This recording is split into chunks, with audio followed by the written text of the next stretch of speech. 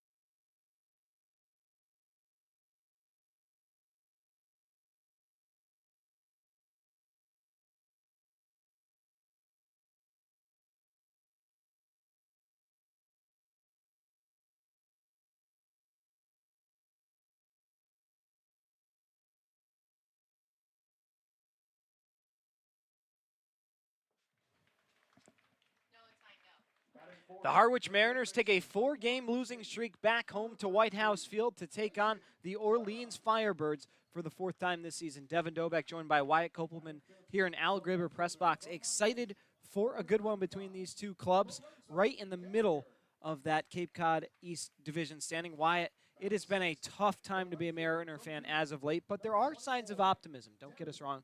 Takeaways from this 4-game losing streak carrying into tonight, what would you like to see them improve upon? Yeah, relief stuff just has to give the lineup more of a chance. You see the spark that Mason Guerra having an 8-game hit streak now, in addition to the Virginia additions, Casey Sauke, Ethan Anderson. They're finding some harmony within this lineup, but the relief staff has to start, and they have to be able to produce more, and it goes behind the start of Josh Bostic tonight.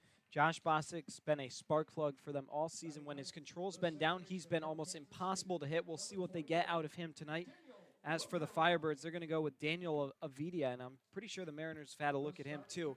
What should we expect out of this pitching matchup? Well, you have to consider that Bostic is a very high strikeout-reliant pitcher, and that has favored him well. Had over 100 strikeouts in nearly 61 innings at Grayson College before transferring to UT Arlington. So that's going to be good to see how he can translate that to the next level out of JUCO baseball, but for now he has to have that extensive start.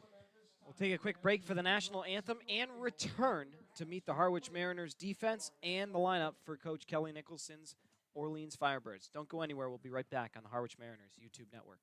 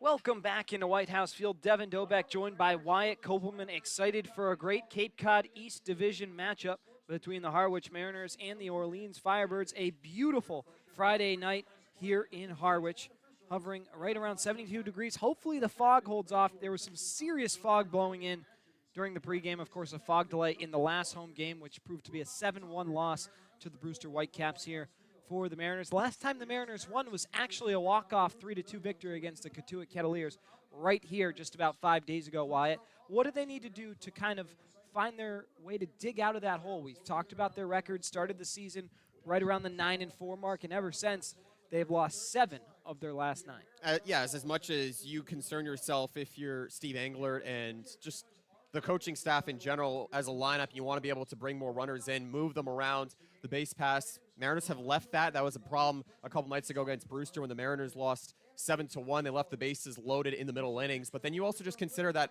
your pitching staff has allowed 9 earned runs on average over the last 4 games. These past 4 losses have been brutalized, and the Mariners have had a rough patch, but they can get above 500 here tonight. Let's meet the Orleans Firebirds for Coach Kelly Nicholson. Leading off will be the second baseman, Joe Oyama. Batting second, the first baseman, Johnny Olmstead. Batting third, the third baseman, Jack Penny. The cleanup hitter is the designated hitter, Matt Hallback. Batting fifth, the left fielder, Eddie Micheletti Jr. Batting sixth, the center fielder, Eddie King Jr. Batting seventh, the catcher, Owen Carapalati. Batting eighth, the shortstop, Drew Farrow. And batting ninth in right is Colin Tuft.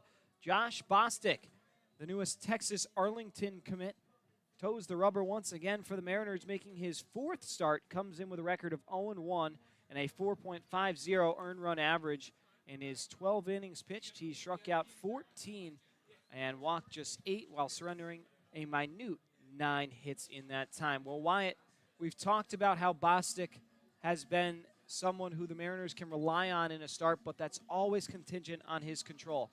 What do you think we need to see early on from Bostic to show good signs? I mean, you have to be focused on going batter by batter. That's been a problem for Bostic at times this season. He did retire all 7 of the first he faced against a hard-hitting Wareham team before facing the lineup a second time through. He had a season-high 7 strikeouts in that 5-inning start against Chatham. If you can replicate that here tonight, he should be in for a start of at least 4 or 5 innings. Joe Oyama set to lead things off. He is the Cape Cod Baseball League leader in triples. He leads the pack by a clear 2 triples. No one else has more than 1. He's got 3 of them. First pitch from Bostic, and we're underway here at 6:32 as that one's fouled back to make it 0-1. It's a Harwich team, Devin, that has not been able to rely on strikeouts too often and get those quick outs. They've been giving away a lot of free outs. Yesterday was 5 innings in the second inning for a low-hitting Brewster team. Count is 0-1. Here's the pitch. That's outside to make it 1-1. Mariners in their red shirt Friday uniforms, showing a little tribute to all those who serve in the military here. And we thank you for your service, of course, especially those who've paid the ultimate sacrifice. The 1-1 just misses outside, tight zone early on, and it's 2-1. Those say Cape Cod across the chest in camouflage print with an American flag featured on the front, as well as camo numbers on both the front and back, trimmed in black. 2-1 is going to be wrapped foul off to the right, and it's 2-2. Mariners also wearing camouflage hats and their home cream pants with navy blue socks and the red and white stripes on those. Firebirds not wearing their cutoff uniforms here today. As Bostic set for the 2-2. And it's going to be fought off back almost towards our press box, and so we'll do it again. But Orleans wearing their road black uniform, says Orleans across the front in white. Also white numbers on the back, everything trimmed in red, and white baseball pants to go with it. 2-2 pitch is going to be throttled into left center field gap. Long run over for Humphrey. He can't get there. Gets past him into second easily is Oyama with a leadoff double, and that's how things begin here in the top of the first. Well, you talked about how Oyama has the capability to shoot it into the power alleys, and that time timed it up perfectly off of Bostic. He'll, of course, have to keep it down with the slider here today. That'll be a key for him in order to register those strikeouts. Meanwhile, Oyama, 400 miles off the southern coast of the mainland of Japan. He comes from Okinawa, Japan. Fun fact for the listeners out there. He does pretty good despite his size, just 5'7", 170, but a real force in this order. As that bunt is popped up, Brian Arndt comes down with it.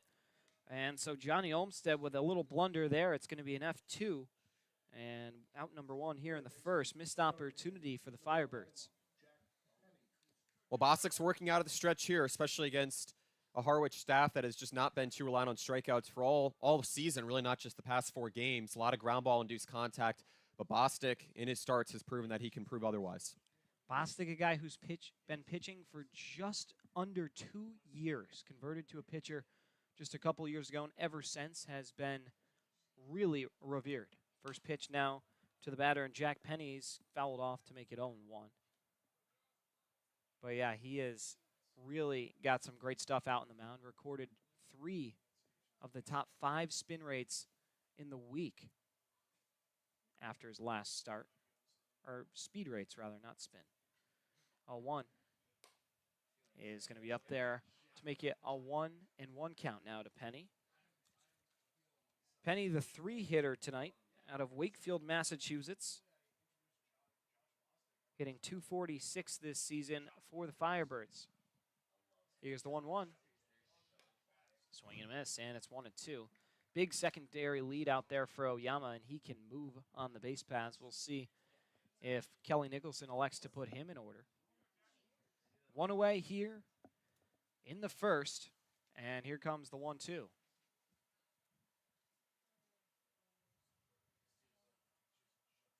And Bostic will step off as Oyama was playing games with him down at second, dancing off the base, getting in his head. Matt Hallbach on deck. Here's the 1-2. Misses outside, 2-2. Fog slowly starting to roll in here. We'll see if it's going to be a factor. Of course, there was a fog delay last game, trying to avoid that this game. 2-2 is going to be hit foul off to the right.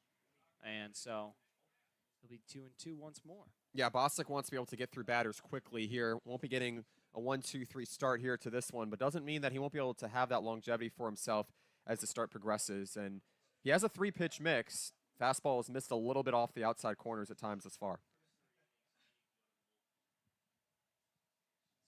2 balls, 2 strikes to Penny. Bostic set, checks the runner in Oyama, and now set to come home. And it's going to be lined over to second. Rivera gets it on a hop, fumbles it in the transition, but makes the play on to first for out number 2. As Oyama heads down to third, let's meet the Harwich Mariners defense. They are 5th in the Cape Cod Baseball League with 27 errors and a .967 fielding percentage. In the outfield, in left is Lorenzo Carrier, Jacob Humphreys in center with Devin Obie in right. In the infield at third base is Mason Guerra with Ali Camarillo at shortstop. Daniel Rivera is the second baseman, Ethan Anderson at first with Brian Arndt doing the catching for Bostic. Matt Hallbach watches ball 1 go by from Bostic, and Hallbach probably a little hesitant to get back in this box as he was hit by a pitch 3 times last time he played the Mariners. Yes, 3 in 1 game. It was a massacre for him. It's 2 balls and no strikes now to the designated hitter. Hallbach comes in hitting .357 for the Firebirds in his 28 at-bats. Fouls this one off, and so it'll be 2-1 now. And this Mariners defense, as you consider how closely it ranks with the Orleans defense, these teams in the top 5 in the Cape Cod Baseball League defensively, but the Mariners do have 6 combined errors over their past 3 losses. That has hindered them, aside from the lack of relief support. 2-1 is cut on a miss. A big swing there. Took Hallbach back down to 1 knee, and it's 2-2.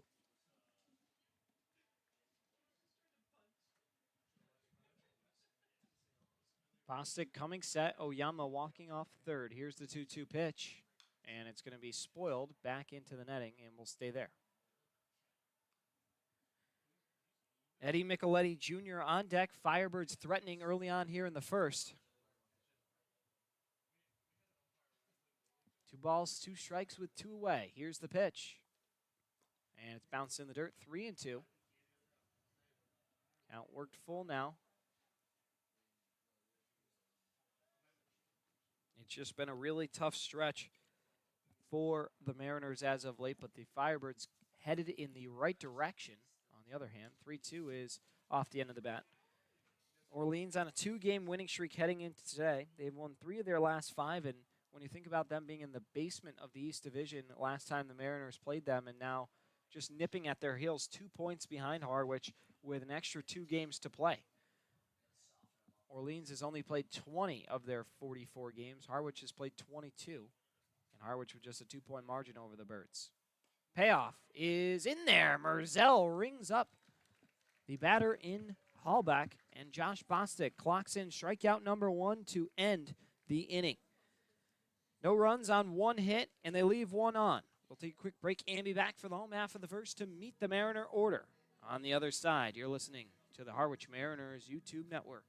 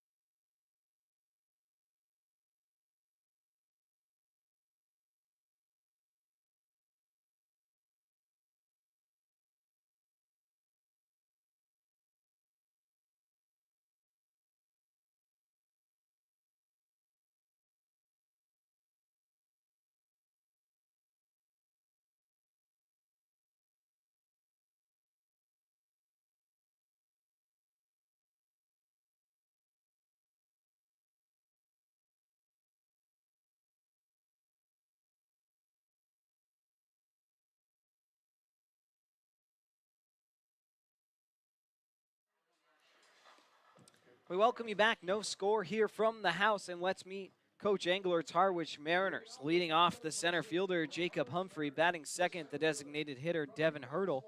Batting third, the first baseman, Ethan Anderson. Batting cleanup, the third baseman, Mason Guerra. Batting fifth, the left fielder, Lorenzo Carrier.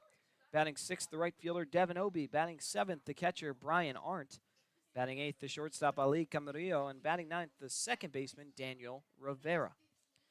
First pitch to Jacob Humphrey in there for a strike to make it 0-1. Daniel Avidia towing the rubber for the Firebirds as Humphrey's going to shoot one into shallow right center field, or rather right field, and it's hauled in by Jake Casey for out number 1. Well, this is an Orleans pitching staff that certainly has improved its ERA, now a top 3 team in the Cape Cod Baseball League, an ERA below 3.7, so it's going to be a little harder for Harwich to kind of find an advantage. But Devin Hurdle's coming up. He had that RBI hit last night. We'll see what he can adjust to here with the right-hander in Avidia, who's actually the 5th freshman All-American in Grand Canyon history.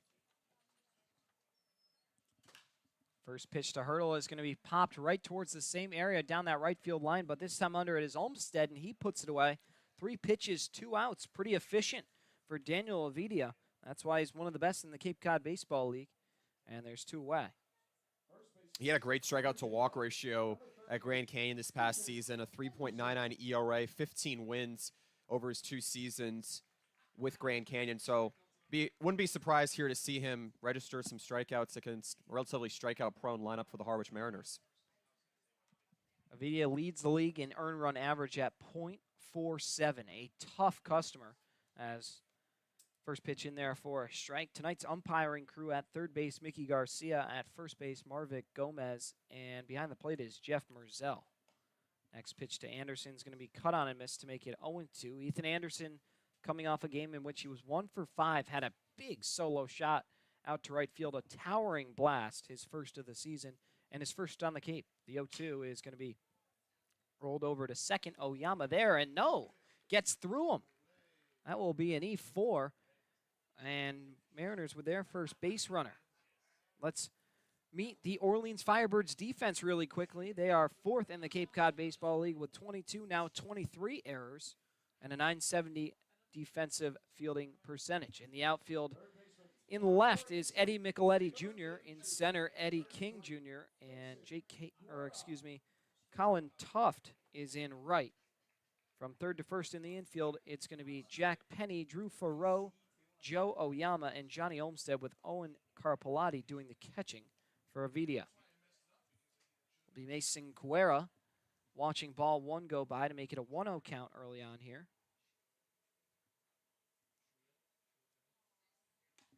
Next pitch is going to be in there for a strike to make it 1-1.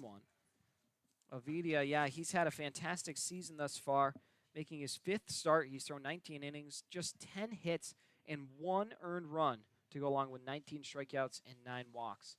He's going to be someone who likely will be selected in the draft, as that one's lifted out to left field, but over is Micheletti Jr., and he puts it away for out number 3. Well, Guerra gave that one a ride, but just not enough. And so we head now to the 2nd inning. Still no score here from White House. You're listening to Harwich Mariners Baseball on the Harwich Mariners YouTube network.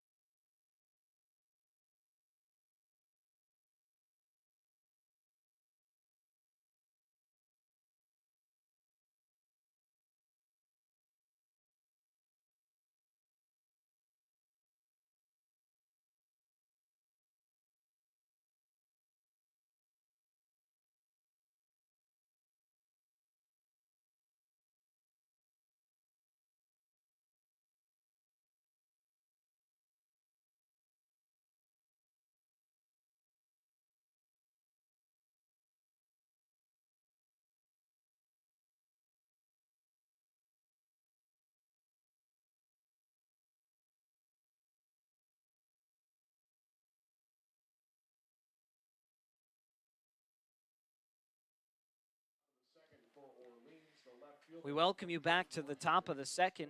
It'll be Eddie Micheletti Jr., Eddie King Jr., and Owen Carpellotti due up for the Firebirds. Try saying those 3 names as fast as you can. It's enough syllables to make you go crazy. Micheletti Jr. in left field tonight. First pitch from Bostic is going to be in there for a strike. It's 0-1.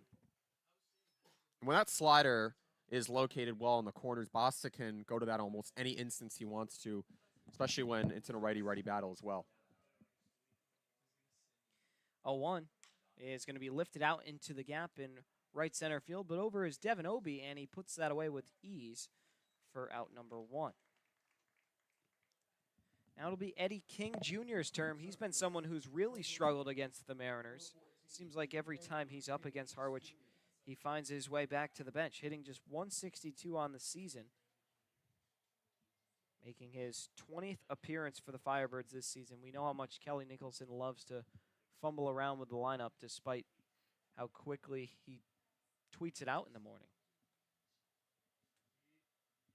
First pitch to King Jr. is going to be in there for a strike.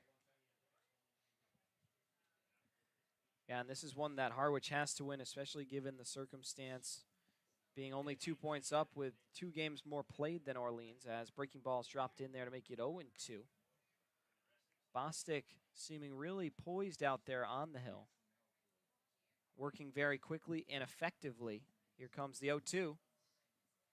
And it is in there. Good morning, good afternoon, and good night. Goodbye, Eddie King Jr. back to the bench. And it's going to be 2 away here in the second. And I was talking with RJ Thomas, the pitching coach. I might have mentioned this a little while ago, Devin, but it's kind of that unimaginable rhythm that makes you imagine how much more Bostic can continue to do. He said it in his first couple outings. He had just begun to scratch the surface with his potential. First pitch now to Owen Carpellotti is going to be fouled off for strike one. And yeah, Bostic's been a real treat to watch here, and someone who's here for the long haul for Harwich, which is really nice to have one of those reliable arms that you can lean on. Here's the 0-1. Breaking ball is going to be in there for a strike swinging. And so Bostic way ahead, 0-2 once more.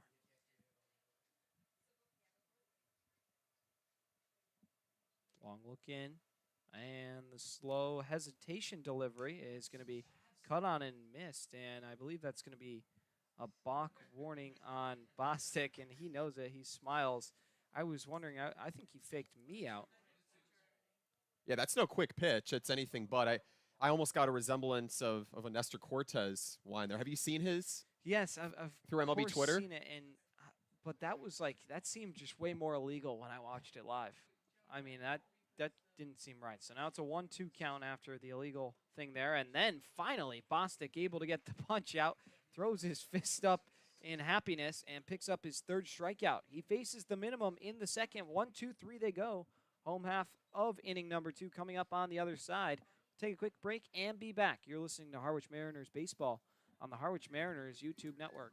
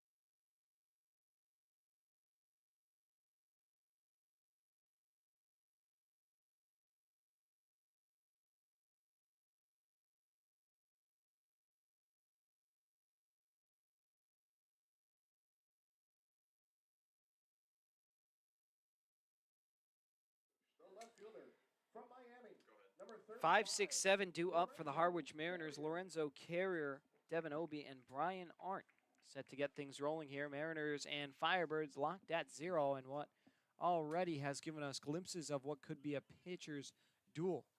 It's 0-1 to Carrier as he swings through that one for a strike. Here comes the 0-1 and misses up high. It's 1-1. Yeah, Vidia featuring that not necessarily sidearm, but kind of 3/4 delivery, just a little bit to mess with hitter's cadence, as that one's grounded hard over to Farrow. He goes on to first. It's 6-3 putout to begin inning number 2. And aside from a little boot over at second base, I guess from shortstop rather, Avidia's looked really locked in. He has 4 of the first 5 retired and would have been 5 of 5. Ethan Anderson reached as a 2-out runner, and that's what's going to be key here for Orleans to stay in this one, looking for yet another win in what would be its 3rd straight. Obie fouls that one off for strike 1. Obie put a ball into orbit yesterday. I mean, this thing was absolutely crushed. Unfortunately, we didn't have the video call yesterday as we were on the road, but it cleared the tree line in Brewster. I mean, it would have cleared the tree line in Harwich easily. It was a shot, a towering, huge apex home run, maybe the farthest I've seen live, not even kidding. It's 0-2 now to Obie. The pitch. Misses down low, and it's 1-2. Brian Arndt on deck. Mariners and Firebirds battling early. Here's the pitch, and it's going to be a broken bat up the middle, picked up by Oyama, goes on to first, and it's in time for out number 2. Really nice play by Oyama to go all the way to the left side of the infield to get that one and making it throw on the run. Yeah, compact movements from Oyama on the base pass today with that leadoff double to left center, and then that time just doing a good job of filling that lane up the middle. It can be really hard to make that discrepancy on who should be responsible, but Oyama, a veteran second baseman here with Orleans. Now it'll be Brian Arndt's turn. Brian Arndt carrying a 3-game hit streak into today. See what he can do here against these Firebirds.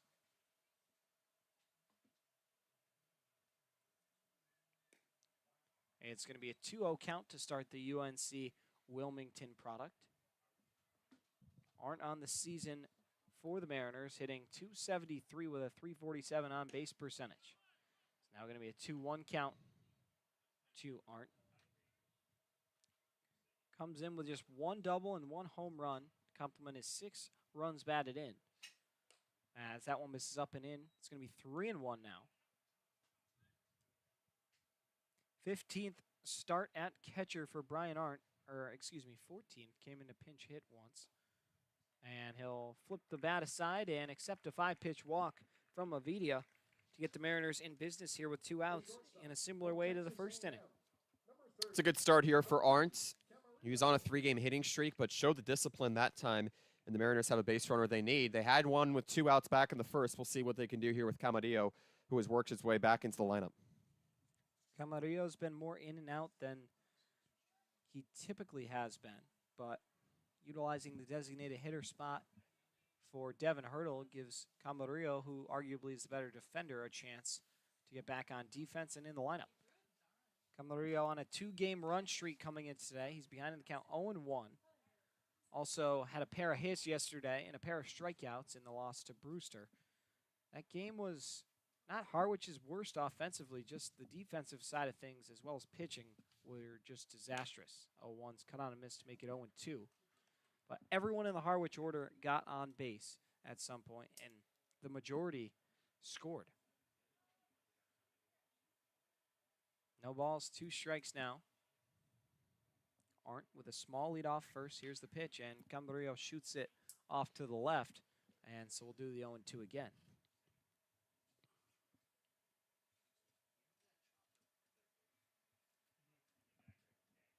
Daniel Rivera, the 9-hitter on deck for Harwich, trying to get on the board first here. They got a runner on with 2 away, and Camarillo in a 0-2 hole, rather. The pitch is going to be chopped over softly to third. Jack Penny, a long throw across the diamond in time for out number 3. A 5-3 put out to end things here, and Harwich can't make anything out of the 2-out walk from Brian Arndt.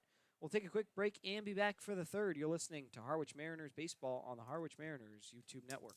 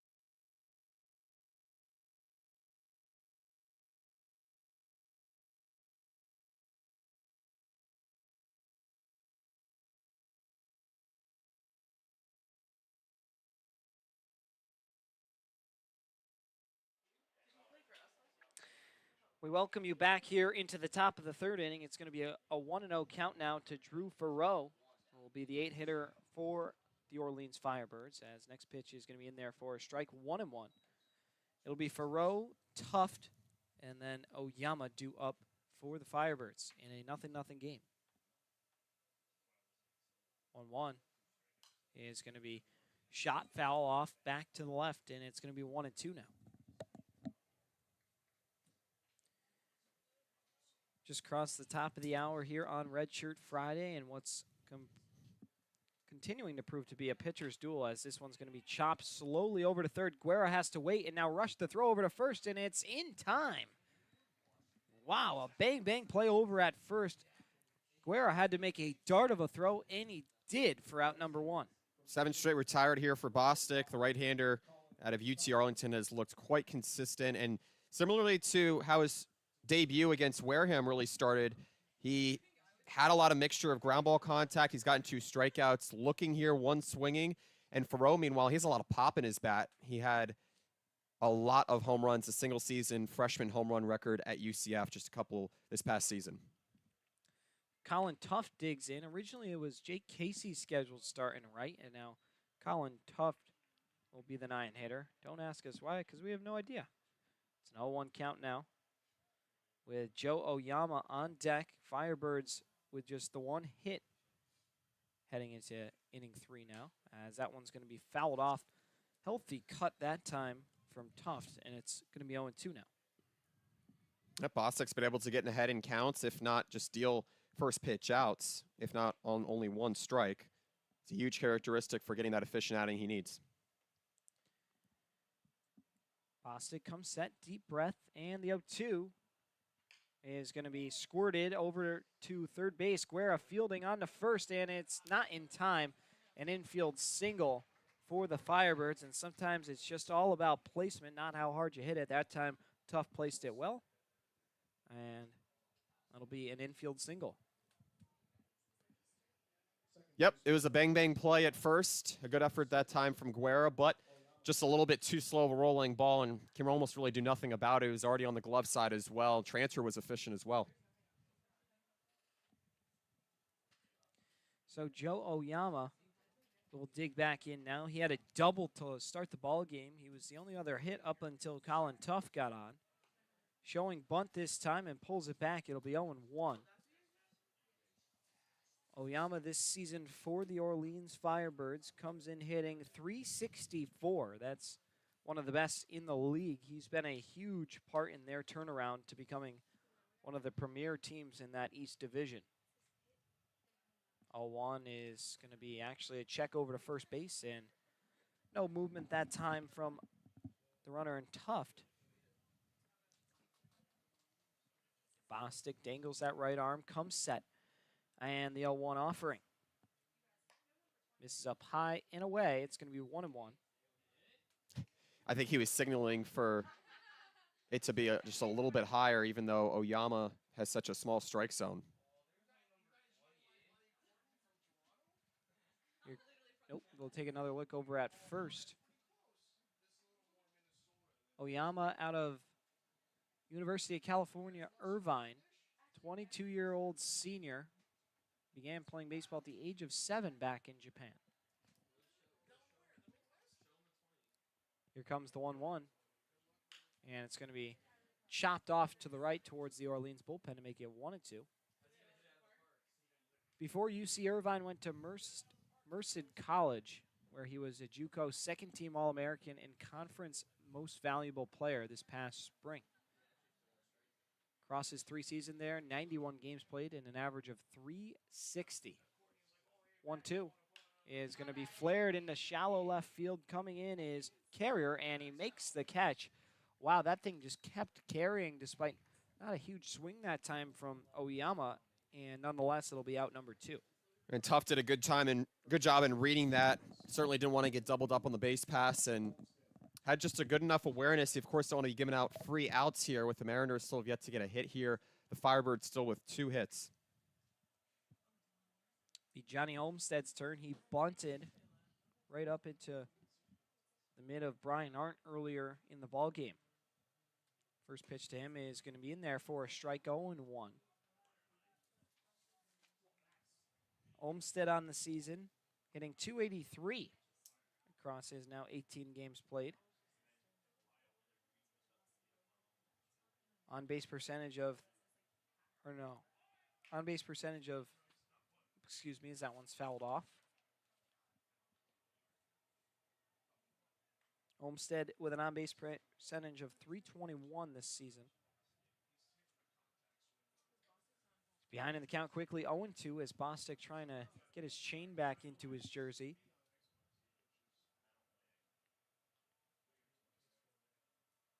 Comes set now, and the pitch. Swing and a miss. Down goes Olmsted. Strikeout number 4 for Bostic. And through 3 innings, he surrendered just the 2 hits and no runs. No score from the house. We'll be back. You're listening to Harwich Mariners Baseball on the Harwich Mariners YouTube network.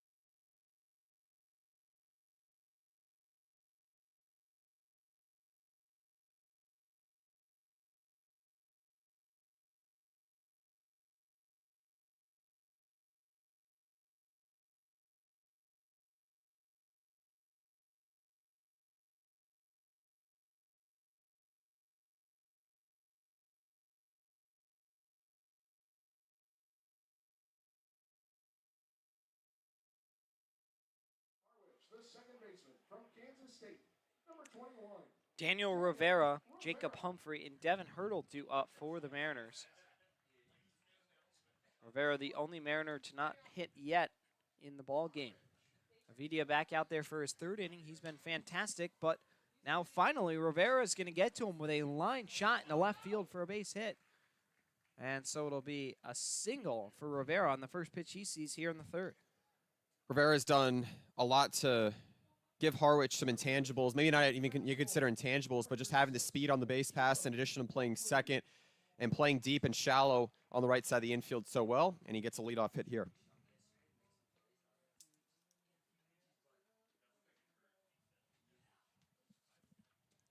First pitch now to the batter, and Jacob Humphreys cut on a miss to make it 0-1.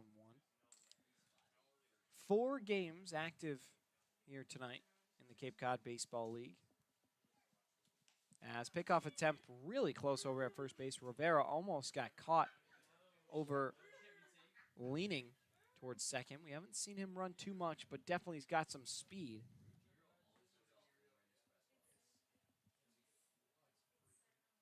Every game active except the one in Chatham between Falmouth and Chatham, as this one's going to be shot out in a deep left field. Going back is Micheletti Jr. at the wall. It's gone.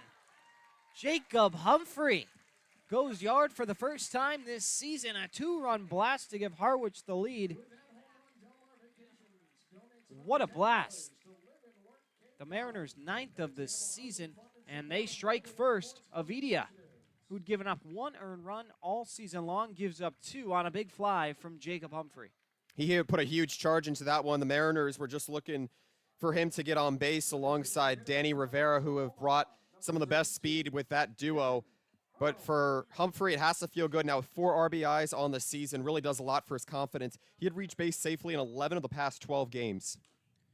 Yeah, Humphrey's really come a long way when you think about him being tabbed as the guy who strikes out all the time to now being one of the league leaders in runs. And that home run going to add to his resume. He's had so many blasts out to deep center that we've just been waiting and waiting He actually does lead the league in runs with 17 now. But how many warning track flies have we seen Humphrey hit and finally able to tab that one? How many times have we seen him leaping at the warning track, making some excellent running catches as well? Speaks a lot about the versatility that you need and someone to control the outfield defensively. And for Humphrey, he's also been smart on the base pass as well. I'm going to go out on a limb, too, and say that Humphrey has a bunch of family in the house because when he's been announced at the plate, he's had an ovation. A lot of video cameras as he came in to score. It's going to be a put out over at first on the tag. Interesting looking one, but it will do the job for out number 1 here in the third as Hurdle's retired. And Hurdle almost beat that one out as well. Again, he brings a lot of much-needed speed throughout here the lineup, despite having Humphrey and Danny Rivera, but it just provides you with options that you need when you're creating that lineup card each day. As the Mariners look to get above 500, it could be one of the more invaluable assets with the speed. Ethan Anderson digs in. He reached on an error back in the first inning. He lines this one foul to make it 0-1. Anderson on the season comes in hitting .333 for the Mariners. Had a multi-hit game in his debut against Brewster, and then a home run last night. A towering drive out to deep right field. He's behind in the count 0-2 now. Playing first base for the Mariners ever since arriving from Virginia. 0-2, bounced in the dirt. Nice stop that time by Carapalati. And Avidia, yeah, you weren't expecting him to get tagged like that. A guy who's been fantastic all season long, has surrendered just 10 hits before that point and 1 earned run, as this time Anderson's going to be retired by way of the K. Strikeout number 1 for Avidia. And there's 2 away now. And what's important here for the Mariners, they're taking the right pitches, they're putting the bat to the ball here and just making sure that they can find runners to get on base. They played with a lead last night until it almost seemed all for naught with that 5-run second inning. The Mariners getting that 2-0 lead. We'll see if they can find some 2-out spark. First pitch to Guerra misses inside, 1-0. And Orleans now with a team-high 19, or rather a league-high 19 home runs surrendered. Number 1 in the Cape Cod Baseball League. Not a good stat you want to be there for. A lot of big flies against the Firebirds. 2 balls and no strikes now to Mason Guerra. Flew out to left back in the first as he fouls that one off to make it 2-1.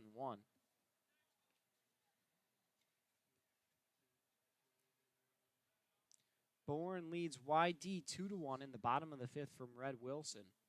And Brewster and Wareham just getting underway from Spillane Field. It's going to be 2-2 after a foul ball off to the right.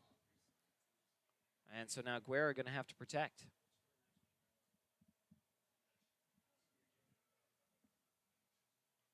Avidia out of the windup. Here's the pitch. And it's going to be grounded up the middle and into center field for a base hit. Mason Guerra continues to produce. He extends his hit streak once more. Now a 9-game hit streak. He's been fantastic ever since arriving here from Oregon State.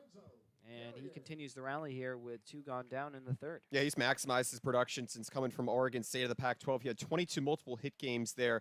And Devin, he closed the season with 16 combined hits across 10 games. He has not slowed down here. So Lorenzo Carrier's turn. He'll dig in after missing the last few games for the Mariners. Actually missed the last 2 Brewster games after being an everyday guy for the Mariners. As he'll shoot this one off to the right. Long run for Oyama, but he's there speedily and gets it over to first for out number 3. But a big fly from Jacob Humphrey, his first of the season, gives the Mariners a 2-run cushion heading into the middle 3rd. We'll take a quick break and be back. 2-0 Harwich. We'll be back on the Harwich Mariners YouTube network.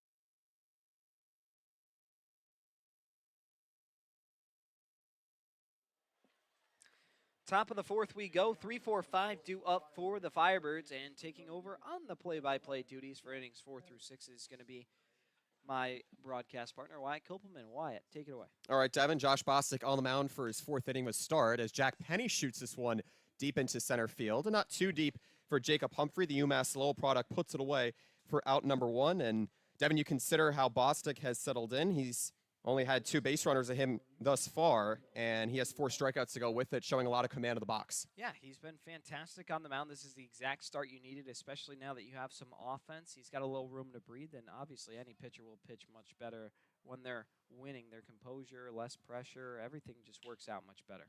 Now the first offering to Matt Hallback, the DH, is lofted to the left side in the infield. Brian Arndt, the UNC Wilmington Seahawks catcher, makes the put out, and there are 2 away. Meanwhile, for Bostic, his strikeout total has certainly been padded at times this season. Had a season-high 7 strikeouts in the 5-inning start against Chatham, as the Mariners won in walk-off fashion. A 4.58 ERA on the season, looking for his first win here in his 4th start of the year. Now the first pitch to Eddie Micheletti Jr., a fastball just going off the outer half for ball 1. A line out and a pop out, getting the Firebirds down to their final chance here in the 4th already. Micheletti in the 5-hole here as he ropes it out towards shallow right field. Moving in from second, Rivera, and the Southern New Hampshire transfer makes a 1-2-3 inning here for Josh Bostic, the Texas Arlington right-hander at 6'4", 205. Sends Orleans down in an order. Going into the bottom of the 4th in just a moment, the Mariners leading the Orleans Firebirds 2-0 here on the Harwich Mariners YouTube network.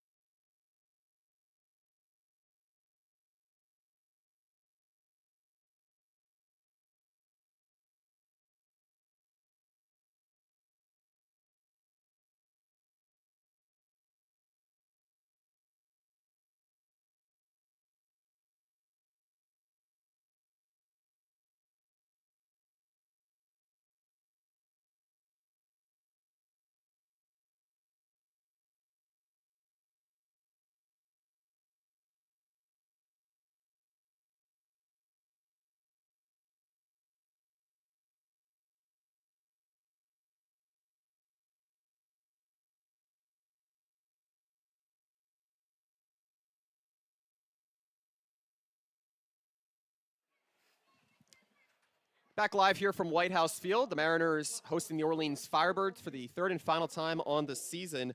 Wyatt Copeland and Devin Dobeck here with you on a beautiful and overcast Friday night here. Now the first pitch to Devin Obey, shot high and deep out towards left field, but it trails well foul. Well, he had a 2-run bomb to get the Mariners ahead by 2 before the Mariners lost by 6 over at Stony Brook Field last night, and just a little bit early on that one was the Duke outfielder. Now the 0-1 from Daniel Avidia, low and away on a slider. Mariners back in the 3rd, getting their game's first lead. 1-1 slider, shot out towards left field, and it's through for a base hit. Past the leaping grab of Farrow as he was unable to get anywhere near it, and it's a leadoff base hit here for the Duke product, Inobi. And you'll take that. Just early production, getting that leadoff man on makes all the difference. When you can have that leadoff single, now the rest of the lineup can try and chase him in. Worked out well last time. Harwich got a leadoff single from Rivera, and then Humphrey able to get a big fly in. Obi's been a consistent hitter throughout the Mariners lineup now with his 13th hit in his first 16 games here in Harwich this season. A 2-0 lead for the Mariners on a 2-run home run from Jacob Humphrey, his first on the season. The Mariners' 10th. A slight shift applied here against the right-handed hitter in Brian Arndt. A check back over at first, unsuccessful. 2 runs on 4 hits for Harwich. No runs on 2 hits and an error here for Orleans. 10-10 on the season are the Firebirds. Fastball high, the appeal down to first as Marvick Gomez signals no. 2 balls, no strikes here to Brian Arndt. None away in the bottom of the fourth. Mariners looking for more here out of their lineup. A team that has averaged about 4.5 games in the last 5. And there's a strike here to the Holly Springs, North Carolina native in Orange. Well, you consider the jolt that Jacob Humphrey provides in the lineup. We had just talked about it a little bit before in that prior inning about how he has reached an all but one game this season. That one grounded foul to the left side. Mariners need that balance out of the lineup if they can find a way to make ends meet with the relief staff that has not provided a ton of balance or support for that matter over the last 5 games, in which the Mariners have won just one of those. And the Mariners can be a team that are on the rise to start the second half of the season as they're 11-11 here. Avidia out of Grand Canyon. Right-hander on the first base side with a 2-strike pitch, a slider outside. Obi charging down to second, and he'll be out by at least a few feet as there's now one away. I mean, yeah, he just got gunned down. Credit to Carapalati. Beautiful throw on a line down, and especially with that left-hand batter's box clean, he had plenty of room to make the play down there, and yeah, Obi out by a country mile. Obi was trying for his second stolen base on the season. Meanwhile, this is a Mariners team that is 5th in RBIs in the Cape Cod Baseball League. The payoff pitch rolled over to the left side foul. And we'll do it again at 3-2. 5th in the RBI department in the Cape Cod Baseball League. Again, we started to touch upon this toward the tail end of last night's game broadcast, and it's just a matter of being able to bring guys home. And the payoff pitch from Avidia skips way low as it's going to be a walk here to Brian Arndt. And that's going to be important for him here already with a walk earlier in the second to be able to provide that on-base presence, something that the Mariners need in what's been a pitcher's duel. Absolutely. And if they can continue to do what they've been doing up to this point in the ball game, they are in a good place. It's going to come down to the bullpen, though. Bostic can only be out there for you at maybe one more inning or two, but other than that, you're going to have to rely on some wings in your pen, which has been your kryptonite this season. So just going to have to see the stars align here to snap this 4-game skid. Daniel Avidia, the right-hander, trying to keep his ERA to a minimum, and there's a beautiful slider to Ali Camarillo. That's one way he can do it, just getting ahead in the counts here. Meanwhile, Camarillo grounding out to third, back in the second. Mariners had only had 2 base runners leading to the third before taking a 2-0 lead on that 2-run blast from Jacob Humphrey for his first long ball. This time a fastball going high. Well, for Bostic, he was outstanding at Grayson College this past season, a 2.52 ERA, 103 strikeouts in hardly 61 innings. Now gets a chance to play at the next level. This one lofted out to deep right field, and it's trailing in towards the line, and Tuft drops it in right field as it's going to be a base hit here for Ali Camarillo. And that was a tough ball to play with the sun coming in as well, as Tuft could not get there in time. Yeah, I'm not sure if he just didn't see it or got a bad read on it, because he broke way late, started going back first, and then broke to his left. And by the time he started his run, had no chance to get there with the ball placed perfectly down that right field line. Harwich will take what they can get, though. Those mistakes add up, and maybe they can capitalize. A huge spot here for the Mariners with their 9-hole hitter in Daniel Rivera stepping up. Had a leadoff single to center field back in the third. And he has brought a strong sense of hitting presence as well, in addition to what he's done on the base pass for a Mariners team that could certainly use more run production here. That one gets away from the catcher and Carl Pilati. That will send 2 in a scoring position and maybe more, but instead Brian Arndt will hold at third on a wild pitch here from Daniel Avidia, his first on the evening, and a rare sighting given how strong Avidia has been, one of the best in the Cape Cod League. Yeah, he has been, and of course, you got to make that play for him down the right field line. That's a ball that should have been caught. And there's also been an error that came earlier in the ball game, so the defense not doing their ace any favors, but still a chance for Avidia to get out of this thing. Second and third, just one away, but look at the lead down at second for Camarillo. And the infielders playing in as well, was still one away. And there's a strike high. Camarillo is halfway to third base right now. He is not worried about Oyama coming in from second. He's farther away from second than Oyama is, but still no concern from him. 1-1, tapped over towards the left side. The shortstop, Farrow, tries to go home, and it goes well wide. Now another comes home to score, and Ali Camarillo. It's 2 runs in for the Mariners on a wide throw from the shortstop in Farrow.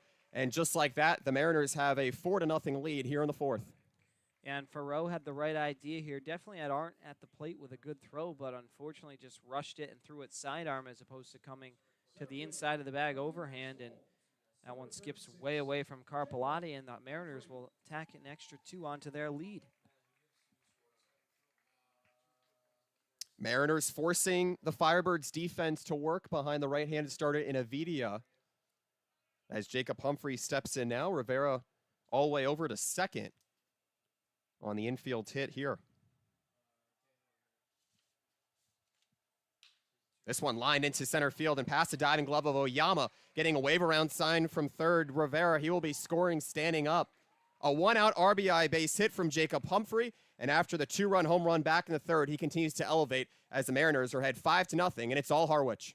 It has been all Harwich, but typically it's usually the opposite way. I mean, when you think about Harwich giving other teams extra outs, you think about the ball that fell down in right field over there that should have been caught. The play at the plate, the inning would have been over, and still probably 2-0 if both those things happen. But unfortunately now, Orleans in the midst of it, what's going to be a 5-out inning, and now they trail 5-0. Well, this is a much-needed advantage here for the Mariners. Already off to a better start than they did have yesterday in Brewster, as Owen Carpellotti out of Georgetown now adjourns on the mound with the right-handed starter in Daniel Avidia. If you're just joining us late, Avidia, the starter for Orleans tonight with now 5 earned runs against. Just 1 strikeout thus far. That's also been a positive sign for the Mariners, as a reliever in Danny Carrion out of UC Davis now warming down the right field side for Orleans. And first pitch to Devin Hurdle, taking on the outer half for strike 1. So an RBI base hit here from Jacob Humphrey, scoring Daniel Rivera. The Mariners now 3 runs here in the 4th, still 1 away. A lot of imagination on what else they could do here, as this one almost gets away from Carpellotti. But that'll keep Humphrey at first. And I'm surprised, even though he got a late break, I'm surprised he didn't take off anyway. He's one of the fastest players in the Cape Cod Baseball League. Almost never gets caught, but I know he's going to be kicking himself. Maybe he'll get put in motion here as a little revenge. 2 in to score on an infield single and an errant throw from Drew Farreau, and an RBI hit into center from Jacob Humphrey. That one misses way high here. So despite a relatively efficient 2 innings, Avidia starting to run into trouble here. Choppy waters, the pitch count now at over 60. It'll be the 63rd pitch here. 2-1, fastball low and inside, appeal down to first, and Marvick Gomez this time confirms a strike. Not sure if Hurdle went around. It didn't look like it was close.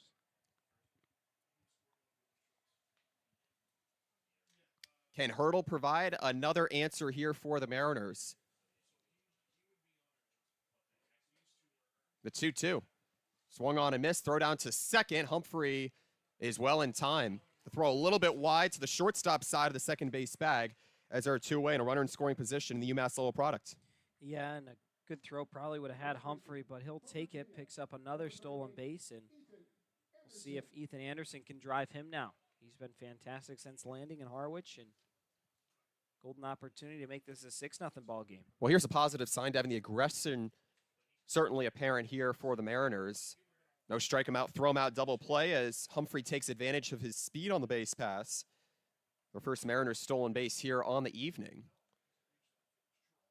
Devin Obie tried for a stolen base, but he was thrown out by Oren Carpellotti, as Humphrey has a strong lead off of second here, with Anderson looking for his first hit here today.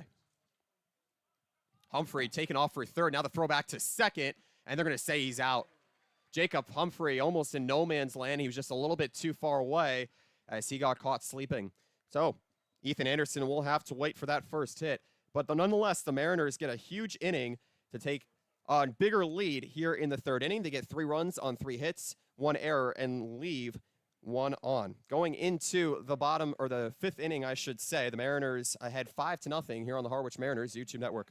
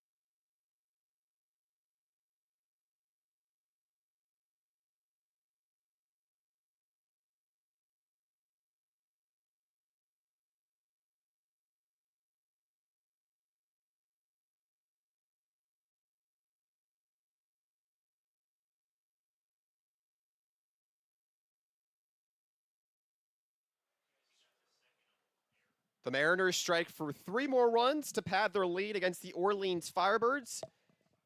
2 500 teams battling out here to start the second half of the 100th year of Cape Cod League Baseball. Orleans at 10-10, Harwich at 11-11. 2 runs for the Mariners in the third and 3 in the fourth. The first pitch, a strike here to Eddie King Jr.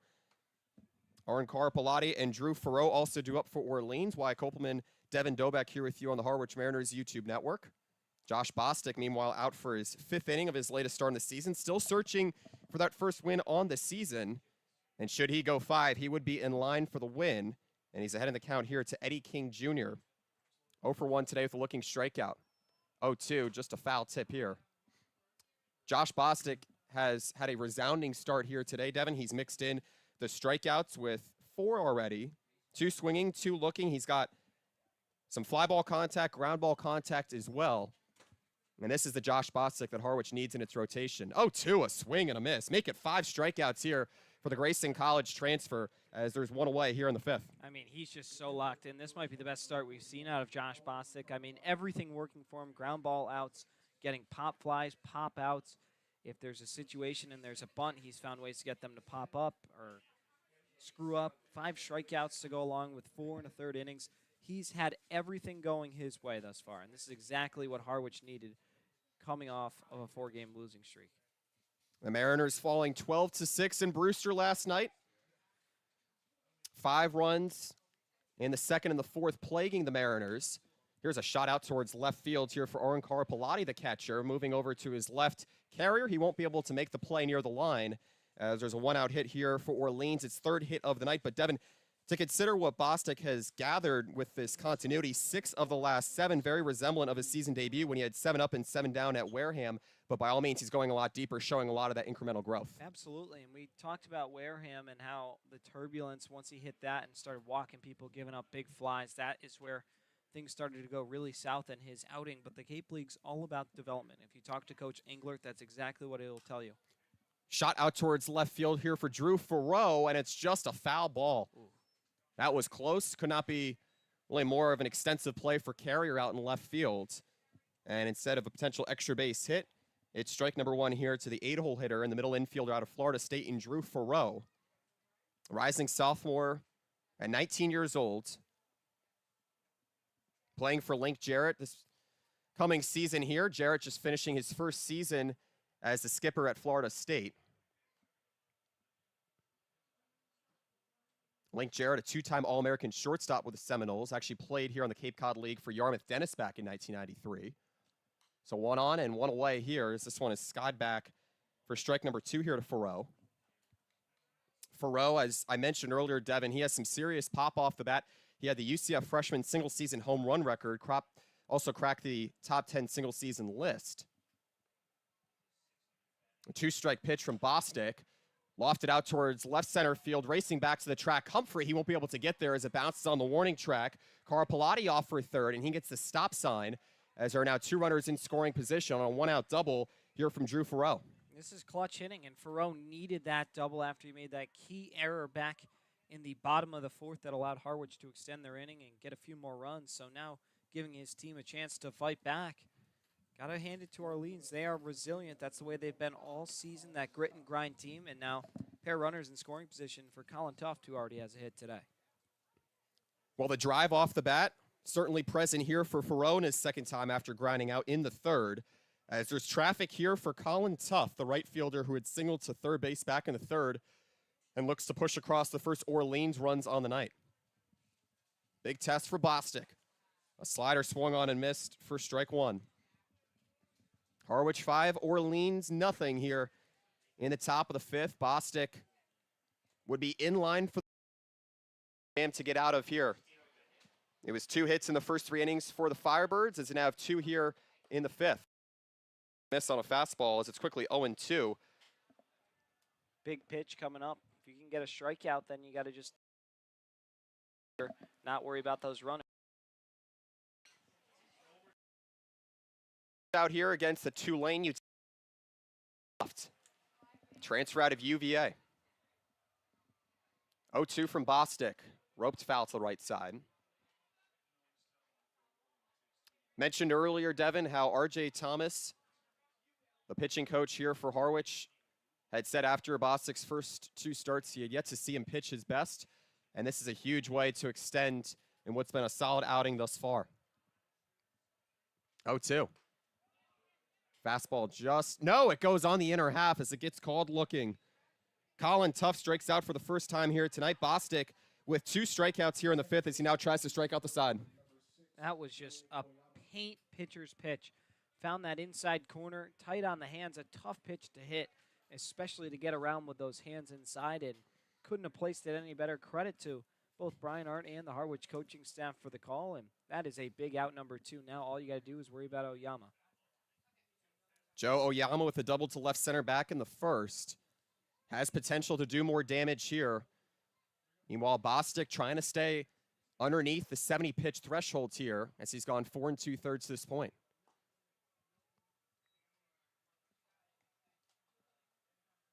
Top of the order for Orleans has been relatively quiet. The only hit from Oyama amongst the top 4 for the Firebirds at 10-10 on the season, slowly rising the Cape Cod East Division standings.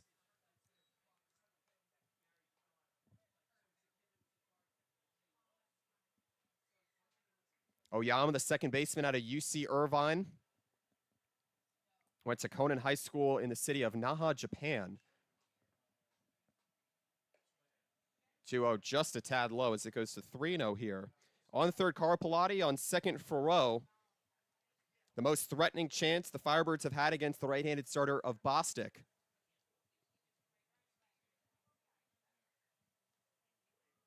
And the 3-0. Fastball clip in the upper half. It's 3-1. Well, Bostic with 6 strikeouts. He's 1 away from tying his season high. 5-inning start against Chatham. The Mariners had it in walk-off fashion in 10 innings. The 3-1. Serve foul to the left side. Bostic doing a good job to battle back here, Devin. He has hardly dealt any 3-ball counts. As a matter of fact, this is his first. He'd taken Oyama to a 2-2 count back in the 1st before he retired 3 in a row to send the Firebirds down quiet with only 1 hit. And the 3-2. Oh. Breaking ball just sails low. Bostic was walking off the mound, and he thought he had struck out the side as there are now runners on each of the bases as Orleans looks to go station to station. Yeah, that was a close one. I'm surprised Oyama took it. That's a really tough pitch to take that breaking ball in the outer part of the plate. And Bostic now going to have to continue to battle through Olmstead, someone who's been successful against tonight. But third time through the order, everything always gets much more difficult, especially as a pitcher. So we'll see how he can respond, but not an easy task. Johnny Olmstead without a hit here today. Trying to get Orleans on the board. He first swings through a slider for strike 1.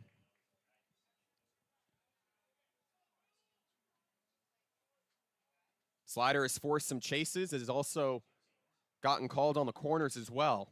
Bostic great with the location. 0-1 flared out towards right field. Charging to his left. Obi, he makes the catch on the run as Bostic leaves the bases loaded here in what could have been an extraordinary inning for the Firebirds. With the bases loaded, they instead score no runs on 2 hits, no errors, and leave the bases stranded. Josh Bostic dances out of a huge jam as the Mariners still lead 5-0. We're halfway home here at White House Field. We'll take a break and come on back here on the Harwich Mariners YouTube network.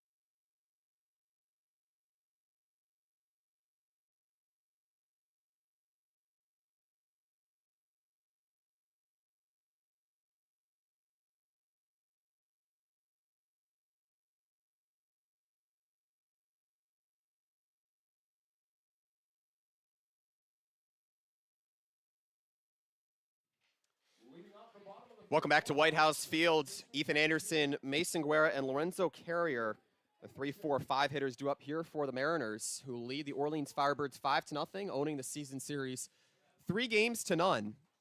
A 2-1 thrilling victory for the Mariners in their last time hosting the Firebirds here at White House Field just about 3 weeks ago.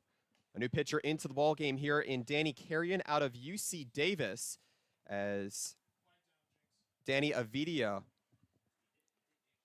his night comes to a close. 4 innings, 3 earned runs, 5 total, 6 hits. 2 walks, 2 strikeouts, his final line. Meanwhile, for Carrion, looking to get a 1-2-3 inning here to quiet down the Mariners lineup here, which has 5 combined runs over the 3rd and the 4th. 2-0 high here to Ethan Anderson. And for Anderson, he has certainly not wasted any time in getting his bat going in the Orleans, or should I say in the Harwich lineup. He arrived to Virginia ahead of schedule. Ahead in the count 3-1. He said he had a lot of butterflies going on. He never played in front of a stage this big, even during midweeks and weekend series. Very special playing in Charlottesville, a team that just came off of the College World Series, its latest appearance under Brian O'Connor, as he fouls one back.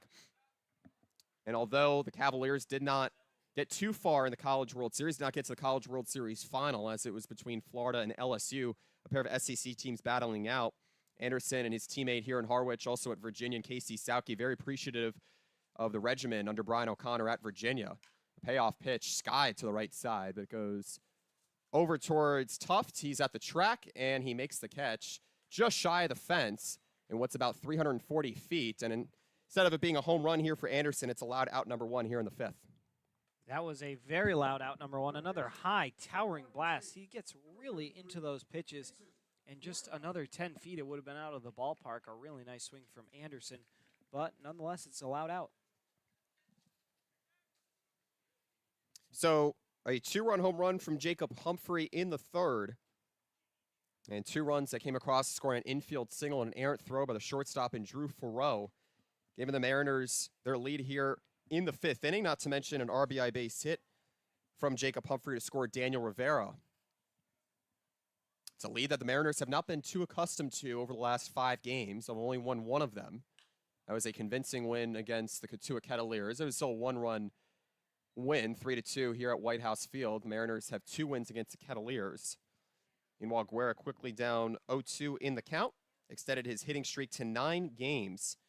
Someone who, speaking of getting going on a strong note, the Beaverton, Oregon native, rising junior at Oregon State, has given a huge jolt to a Mariners lineup that no longer has Seaver King, Kalen Culpepper to their Team USA commitments, as the 0-2 is shot over towards right field, charging in Tuft, and he won't make a sliding catch, and would have been diving as well. I think Guerra, laughing himself at home plate, maybe thought it was a little closer than he expected. Yeah, he'll take the extra life, that's for sure. But a really nice effort from Tuft trying to avenge that single that blooped down in front of him out in right field.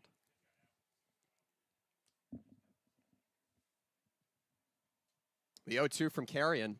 Slider on the upper inside corner. Guerra knew it as he goes down on strikes for the first time here tonight. The 3rd strikeout for Orleans pitching, and the 1st for Carrion as he's retired the first 2 he's faced here in the 5th. Yeah, really good pitcher's pitch that time, able to locate it perfectly in the outer part of the plate and just snap it right on in, freezing Guerra, and that will be out number 2. So here's a chance for Lorenzo Carrier.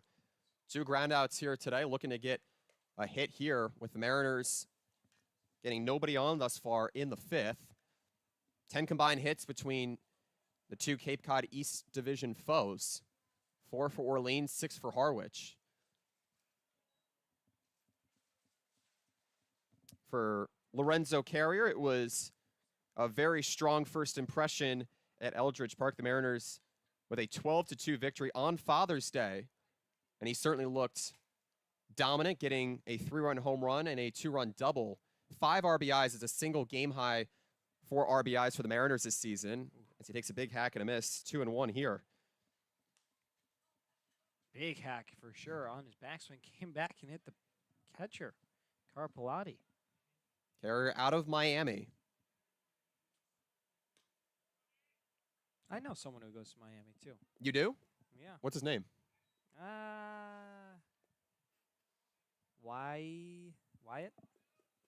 I've only known a couple of Wyatts in my life. There you I go. don't know if any of them go to Miami besides me. The 3-1 missing inside as Carrier draws a 5-pitch walk. That's certainly needed for his confidence as well. He's found ways to get on base, but certainly becoming more versatile at the plate is something that's been seen a little bit more often as of late. Right fielder from Duke, number 24, Devin Obie. You'll take that base from Lavariez. Look at the kids out in right field. They've returned. There was always a little fan club out for the right fielder for Tommy Seidel last season in Harwich, and now Devin Obie fans. Does Devin Hobie have a hit in his pocket here? We'll see. Had a single to left field back in the 4th. 5-0 Mariners over the Firebirds, which have begun to pick it up as of late. Entering White House Field with 2 straight wins. Brewster with its 3rd straight win last night. Obie behind in the count 0-2. Well, I talked to Obie on the way into the ballpark a couple weeks ago, and first couple of games here, he said that he was really looking to improve his barrel to ball contact here. One way to do it, just a 2-run home run last night. 0-2, a swing and a miss, however, on a high fastball as Obie goes after it. The 4th strikeout here for the Mariners lineup as the Mariners don't go down in order, but they score no runs on no hits, no errors, and leave 1 on Carrier after the 2-out walk. Still a 5-0 lead for Harwich going into the 6th frame here in Harwich, Massachusetts. The Mariners trying to hold on and take their first win in quite a little while. The Mariners ahead 5-0. We're back on the Harwich Mariners YouTube network.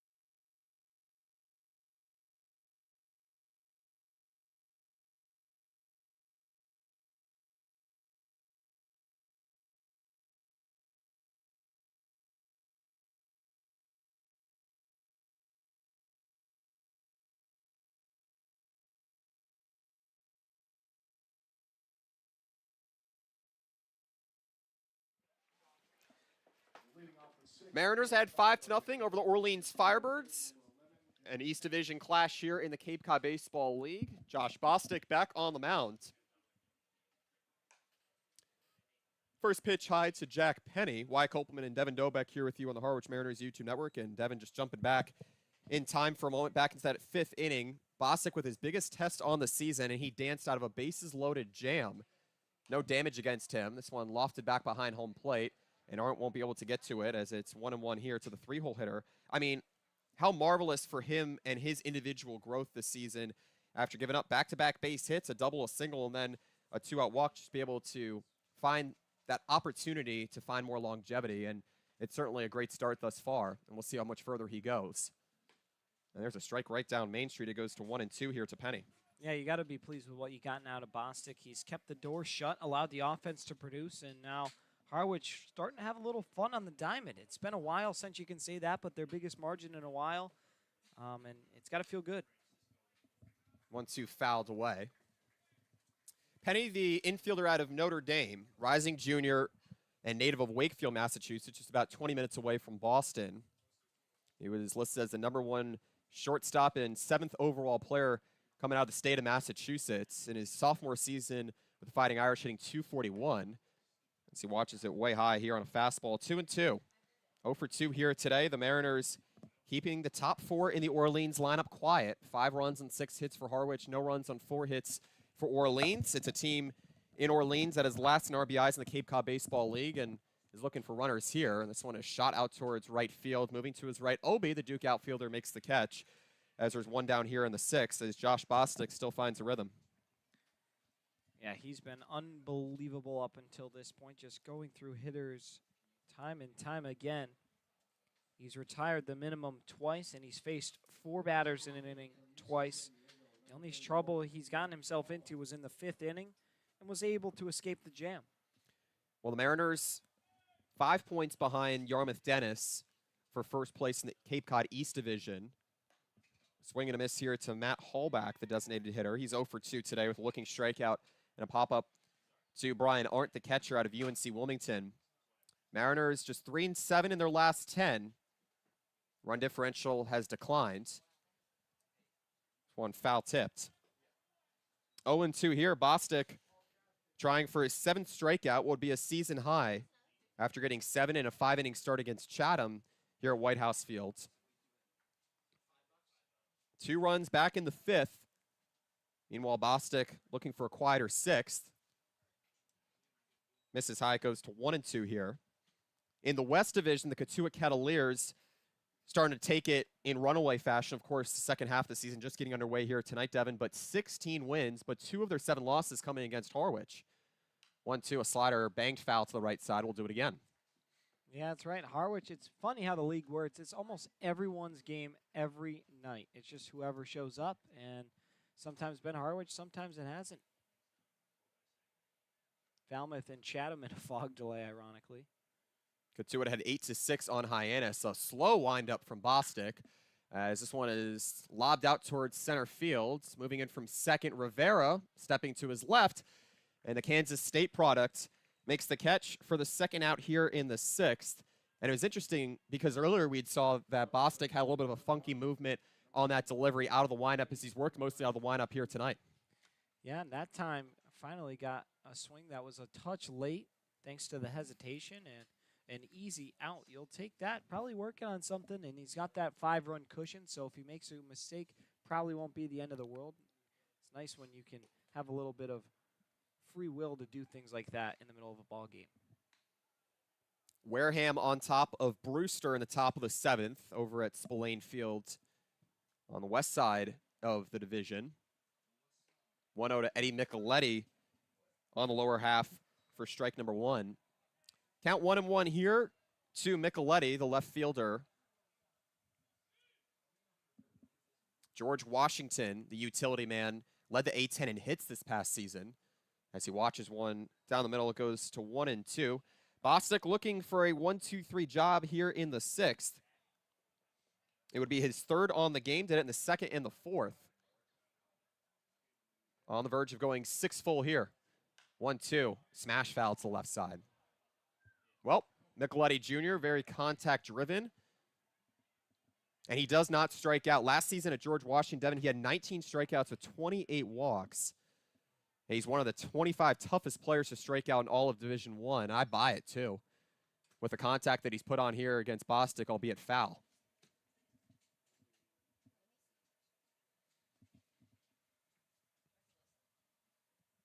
Bostic looking for the 7th strikeout.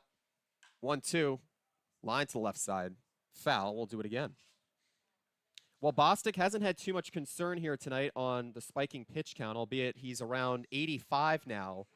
But he's been able to get out of jams. He's also been able to make quick work out of the Orleans lineup. The 1-2 again. Bounced foul. This is turning into a great at-bat here for Micheletti after a flyout and a pop-out in the 2nd and the 4th. Trying to ignite a little bit of a spark here for a Firebirds team that is starting to find its footing at 10-10 here on the season and looking for an answer in this season series as well. 1-2. Spiked foul. Nice at bat. Fighting off pitches, making Bostic work, and he's already deep into his outing. Anything Orleans can do to kind of expedite him getting out of this ball game will help, but not going to get any easier as Zane Probst up in the pen. That one goes low and underneath Brian Arntz, the catcher. So Micheletti fighting back here in this count. On Orleans team that is last in walks. And it's only walked once here tonight. For Bostic, just 8 walks surrendered on the season entering tonight through 12 innings. As he has arguably had his most momentous start, looking for that first win here in his 4th start of the year. 2-2. Check swing, and the home plate umpire in Jeff Merzell says he went around as Micheletti Jr. strikes out for the first time here tonight. Meanwhile, a season-high 7 strikeouts tied here for Josh Bostic as he sends Orleans down in order and preserves Harwich's 5-run lead. The Mariners looking for additional run scoring in the bottom of the 6th, but first we take a break here on the Harwich Mariners YouTube network.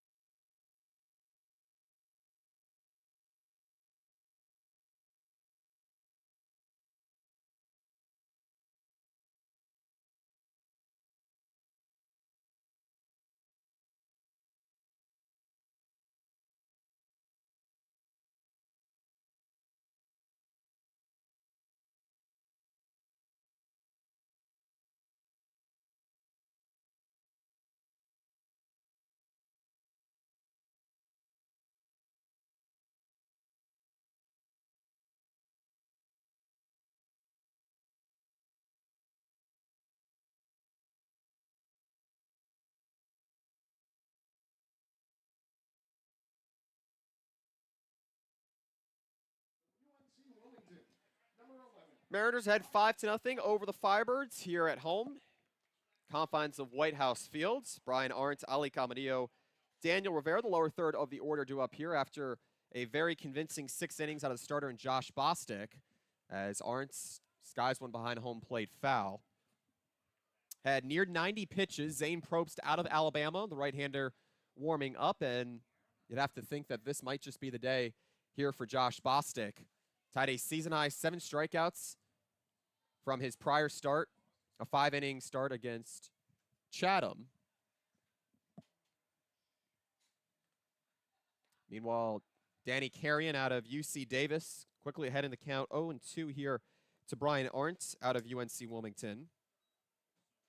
2 walks on the day already for Arntz, who is looking to extend his hitting streak to 4 games here. Instead, the 0-2 comes right down the middle, and it gets called looking. 4th strikeout here, rather 5th strikeout for the Orleans Firebirds pitching staff, and it's the 3rd here for Carrion. Yeah, that was just pure, just right down the middle. Nothing you can do about it if you're the hitter. Got to put a swing on it.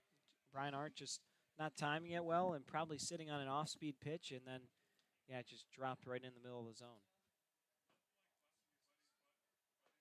Mariners getting 5 combined runs between the 3rd and the 4th. 2-run home run from Jacob Humphrey, getting the Mariners ahead first. A swing and a miss here from Ali Camarillo. Texas A&M infielder had his 4th multi-hit outing with 2 hits in that 6-run loss at Brewster last night. Carrion back in the 5th in his first inning relief, a pair of strikeouts despite a 1-out walk as he looks for a 6th strikeout here as he's ahead of Camarillo 0-2. In his last 8 games, Devin, Camarillo still finding his way on base, 8 hits, 1 walk, and 3 RBIs. A lot to be confident in if you're 20th year head coach Steve Englert, aside from Camarillo being towards the bottom of the lineup. 0-2, popped foul. Now the Mariners not having any hits since that 4th inning. A lot of time to go in this one. A 5-run lead never safe. You had mentioned earlier how it's funny how the Cape Cod Baseball League works, referring to the Mariners' 2 wins against the Cotuit Cavaliers. 1 on the road and 1 here at home. Camarillo certainly knows what it takes to win late. Had that RBI base hit in walk-off fashion against Chatham. 0-2 spiked foul, and we'll do it again. Mariners need a win here tonight. No win since that win against Cotuit. 3-2 here at home. And there were chances for that game to go very south, and Harwich luckily just persevered and was able to hang on. Good defense, good offense. When everything comes together, this team is almost unstoppable. Unfortunately, the reality is it hasn't been that way lately. Lofted out towards right field. Tuft moving to his left, and he makes the catch. Second out here in the 6th. So Camarillo now 1 for 3 here on the day. Daniel Rivera comes up in the 9-hole. And the Mariners, they have had their hitting here today. They had hitting last night against Brewster. They had 2 home runs, one a 2-run shot from Devin Obie early. They had a home run in solo fashion from Ethan Anderson. He was shy of his 2nd earlier here today. But the Mariners certainly looking for hits as the game has dated here into the 6th inning without a hit back in the 5th. Daniel Rivera watches one bounce in the dirt for ball number 1. Camarillo has certainly had that aggression in the box this season as well. Gotten a lot of walks. He has shown some discipline. That time was showing the aggression. And the Mariners looking for another spark here with 2 away. Nobody on. A swing and a miss here. 3 runs in the 4th, 2 in the 3rd for a Mariners team that is looking to get back in the win column. So only a couple of games out of first place in the Cape Cod East Division. So that one just misses low. And hoping the Bourne Braves can get a win against the Whitey Red Sox. That game's knotted heading into late innings.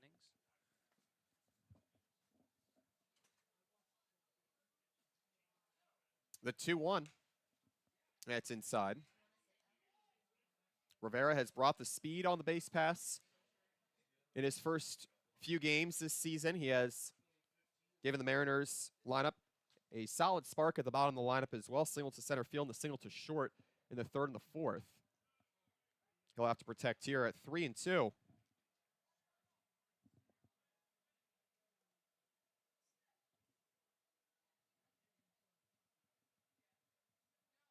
Carrion out of UC Davis here. Looking for one more. Instead, it's shot out towards center field. Running in King Jr. as it bounces in front of him for a 2-out base hit. Daniel Rivera moves to 3 for 3 on the night. And Devin, this could be a very long-term solution here as the Mariners look for more hitting power at the bottom of the lineup. Yeah, Rivera's been fantastic tonight, and that's exactly what you need out of your 9-hitter, a second leadoff guy to get on for everybody coming up in the top of the order. And Rivera's just continued to cash in. He's already scored twice tonight, and now checks in with another single, just chipping away. And this is going to make him more of an everyday guy because his defense has been unstoppable.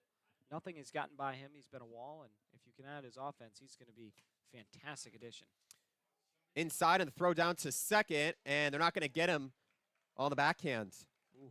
A stolen base here for Daniel Rivera as he continues to capitalize on the base pass. He's had double steals at his advantage, and this time going solo. The Mariners have a runner in scoring position with Jacob Humphrey up here. RBI base hit back in the 4th and a 2-run home run in the 3rd.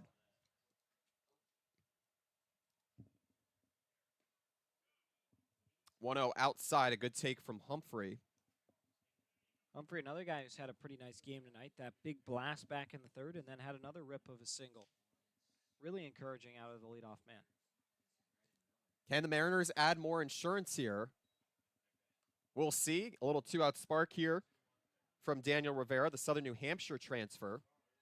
Hit .365, 25 multi-hit games in 54 starts in his junior season, set to go off for Kansas State for his senior year. There's a strike on the lower half here. Count evens up here to the UMass Lowell outfielder in Humphrey. 2 for 3 here tonight.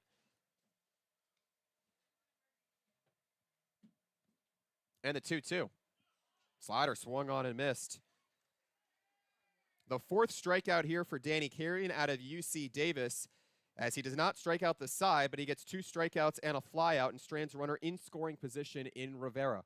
But the Mariners, they hold a 5-0 lead going into the late frames here at White House Field, looking to get back in the win column. We're coming on back here on the Harwich Mariners YouTube network.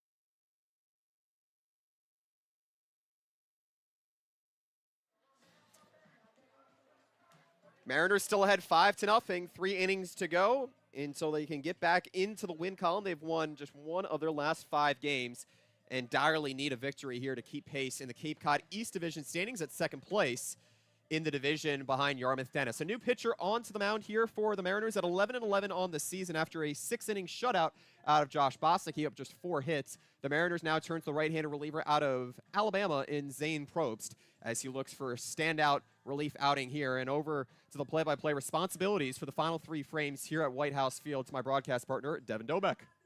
Thank you, Wyatt. And it's not going to get any easier for these Orleans Firebirds as Zane Probst now will toe the rubber. And Zane, a very tough customer, was arguably the ace of the Mariners staff last season, now returns and, of course, was an all-star last year for the Mariners.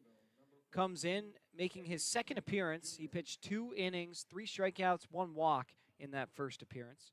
Relieves Josh Bostic, who was fantastic. I mean, can't get enough of his line. 6 innings pitched, 4 hits, 7 strikeouts to just 1 walk. Lights out Bostic. That was arguably one of the best performances as far as longevity and efficiency this season in the Cape Cod Baseball League. He is lined up for the win. Probst trying to slam the door shut, as it'll be Eddie King Jr., Owen Carpellotti, and Drew Farreau set to get going for the Firebirds. 1-0 from Probst as that one slides right in there to make it a 1-1 count. Eddie King Jr. on the day has struck out twice, once looking, once swinging. 1-1 from Probst is a breaking ball that misses up high, 2-1. And this has been the ideal team game that the Harwich Mariners have needed. Everybody contributing, everybody pulling weight. All but Devin Hurdle have reached in the lineup, and he's still going to have another opportunity or two, of course. It's 3-1 count now to Eddie King, as Probst having control problems early here in the top of the 7th on a beautiful night in Harwich. This one's going to be lifted out into right field. Shallow, Rivera going out, but Obi coming in, and he makes the catch. It's an F9 here to start off the 7th. Owen Carpellotti's turn. He's struck out swinging and singled in the ball game, and Orleans running out of both time and outs as the Mariners continue to just pour on a fantastic pitching performance fueled by 2 of the best in the ball club. Comes the first pitch to Carpellotti, and it's going to be a breaking ball in there for a strike. I tell you, when Zane Probst has his control, he's as good as anybody in the league. Probst, 6'4", 215-pound right-hander for the Mariners. So that one's fouled off quickly, 0-2. Probst, a native of Mill Hall, Pennsylvania, went to Seton Hall for a couple seasons before transferring to Alabama, where he went 2-1 this past season with a 4.08 earned run average, made 19 appearances, 17 2/3 innings, 22 strikeouts to 13 walks with 16 hits.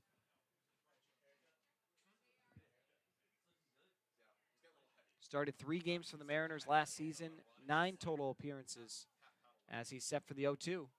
Misses way outside and making it 1-2.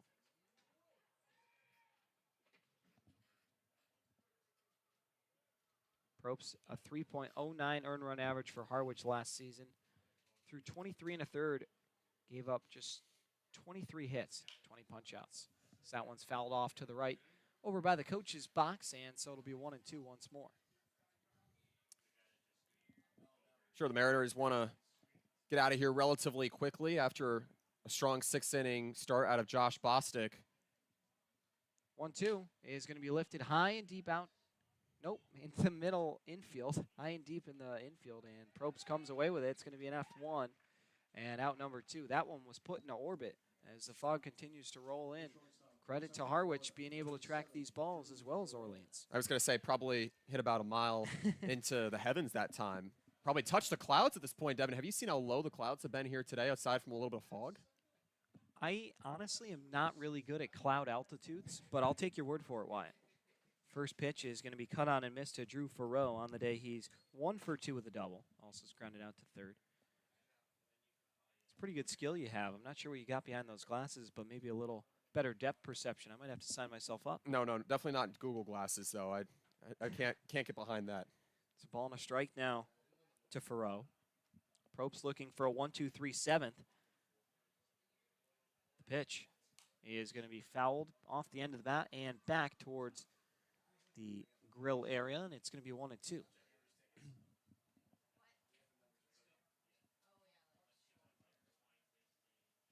One ball, 2 strikes.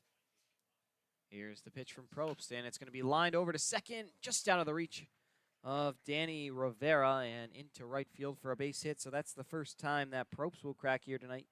And with 2 away, Farreau picks up hit number 2. Well, he certainly brought a good deal of contact off the bat here, and against Bostic, dealing only the second double against him on the night. Bostic doing a good job of just getting quick outs, not to mention how he retired Orleans in order 3 times, but now Probst working out of the stretch with 2 away. So that's to finish it off here. Colin Tuff's turn. He digs in 6'2", 195 pounds out of Vienna, Virginia. There goes the runner. The throw down is on a line. Brian Art, how are you? Guns him down at second for out number 3. And the side is retired. Probst faces the minimum. And we head now into the stretch. 5-0 M's. We'll be back in a flash. Don't go anywhere. You're listening to the Harwich Mariners YouTube network.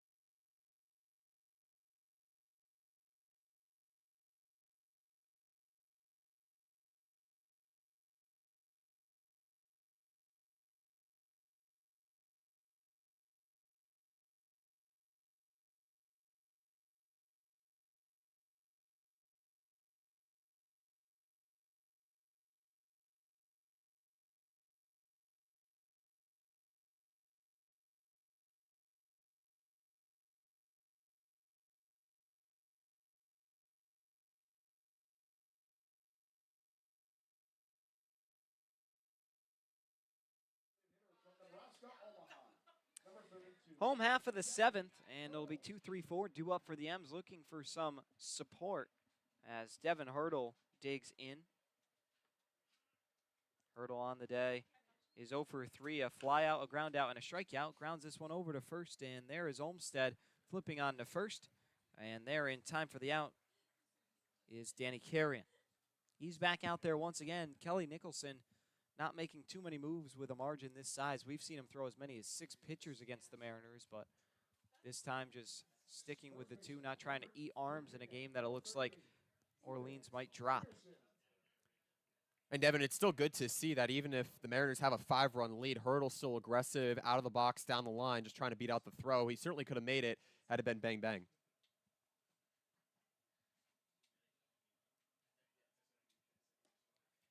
First pitch now to Anderson. Misses inside for a ball. It's 1-0.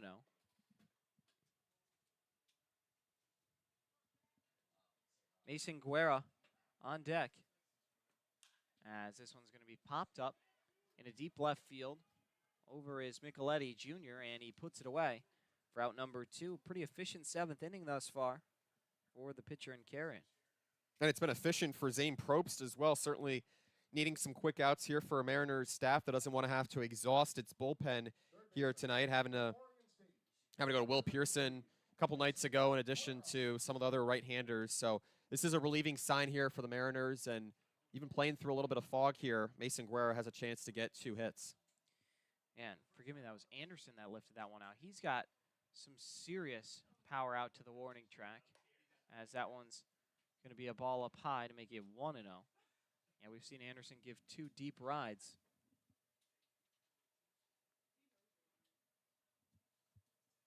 Carrier on deck. Mariners trying to pour on some insurance as that one misses inside to make it 1-0.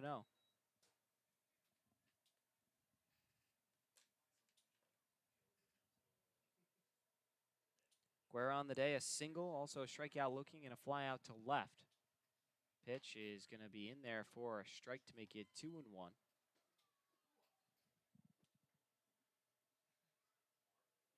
Guerra on a tear this season, a 9-game hit streak now. On base percentage of .389 coming into today. 2-1 is going to be chopped over to the pitcher. Might have got a piece of the plate, but Merzel lets it play on. And it'll be a 1-3 putout to end a 1-2-3 7th. Mariners still leading this one 5-0 heading into the 8th. Zane Probst back to the hill. We'll be back in a flash to the house. You're listening to the Harwich Mariners YouTube network.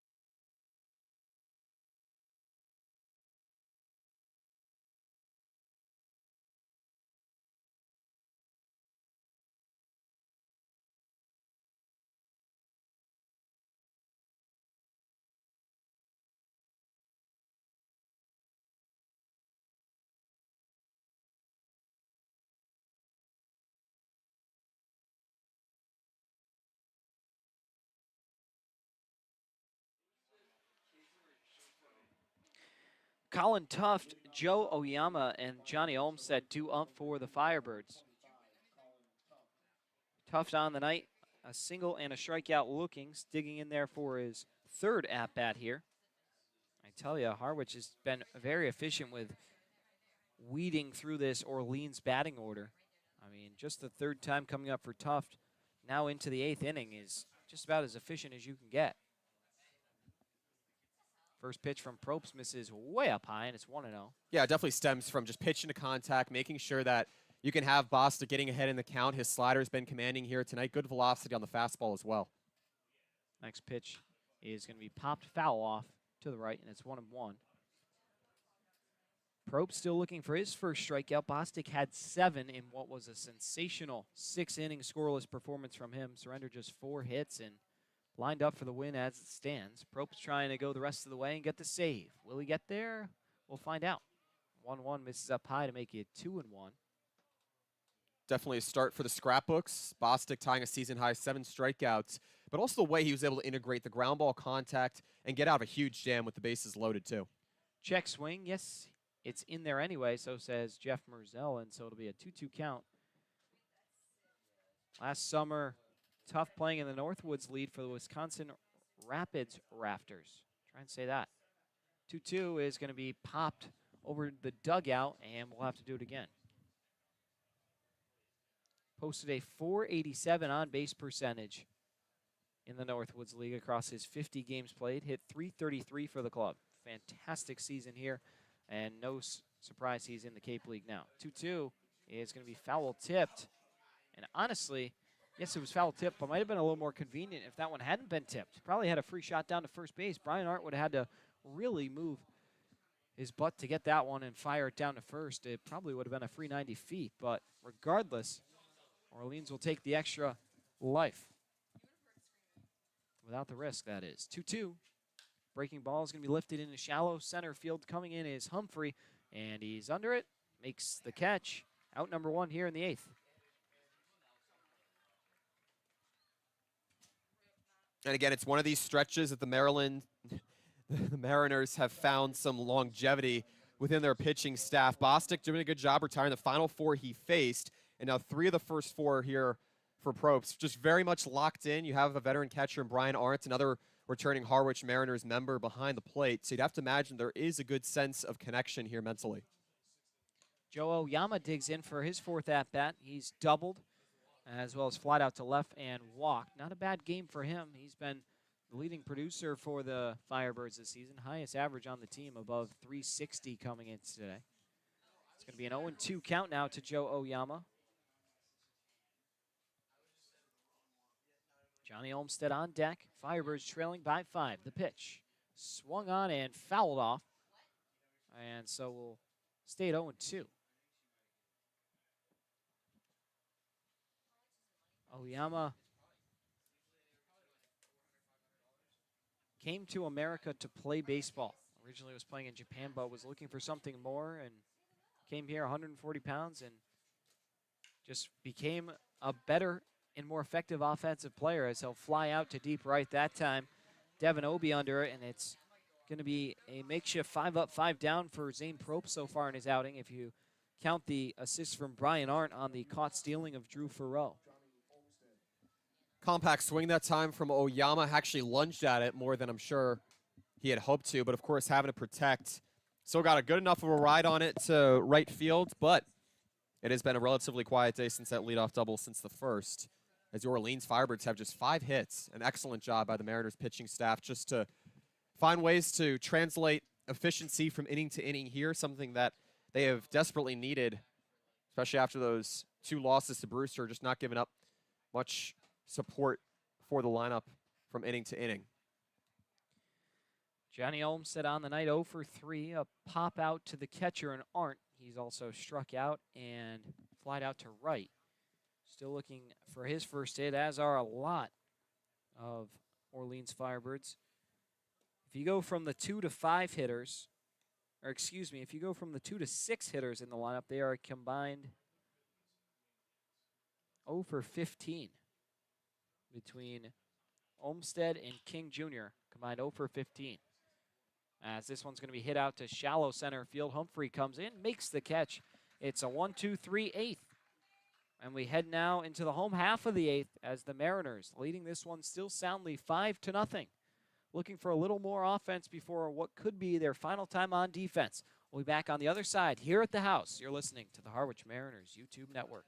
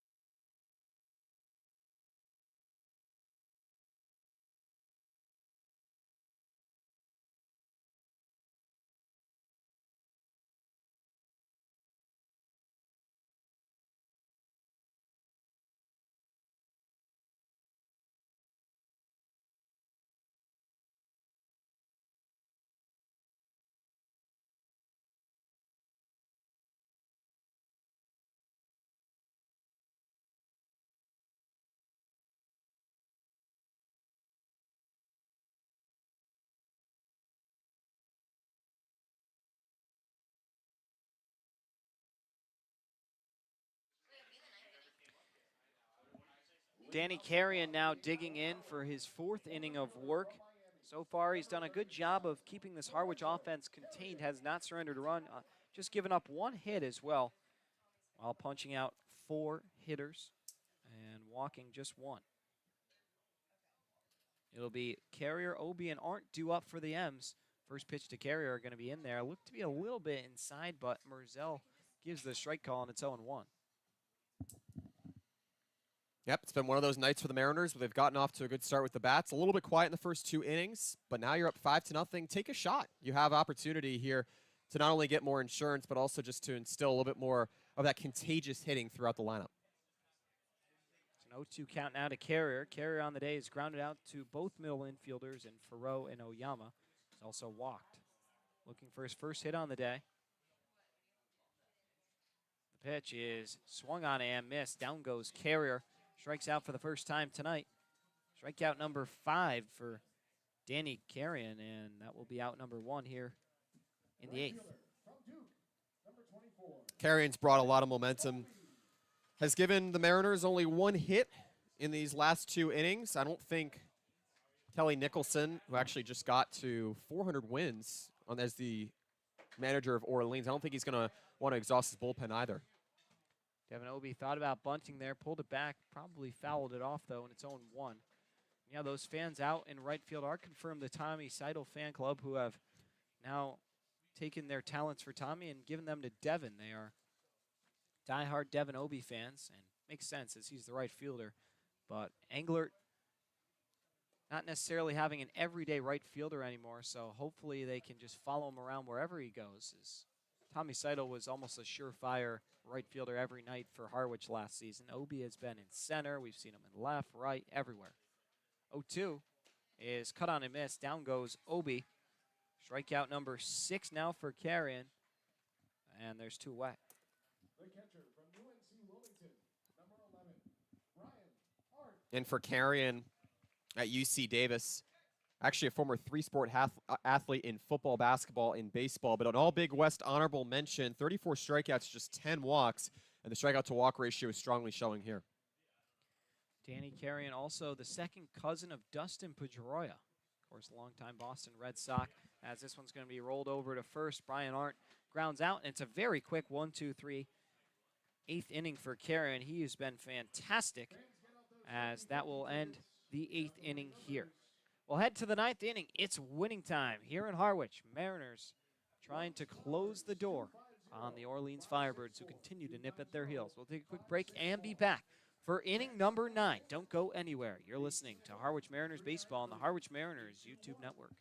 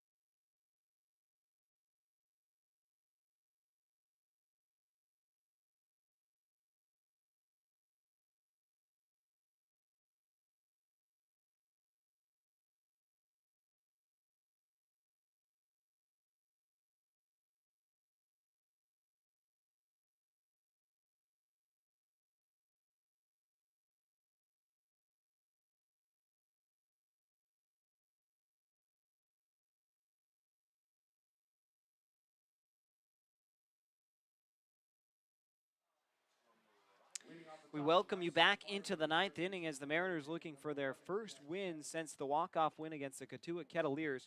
And it'll be Cole Rowland taking the reins over from Zane Probst, who was fantastic, faced the minimum 6 batters. Got to think they're saving him to come back and pitch within the coming days. Faced just 6 batters, 2 complete innings pitched, 1 hit, no strikeouts, no walks, no earned runs. He was awesome. It'll be Cole Rowland's turn. Right-hander, 6'2", 210 pounds, out of Wake Forest from Duxbury, Massachusetts. Digs in for his second appearance as a Harwich Mariner.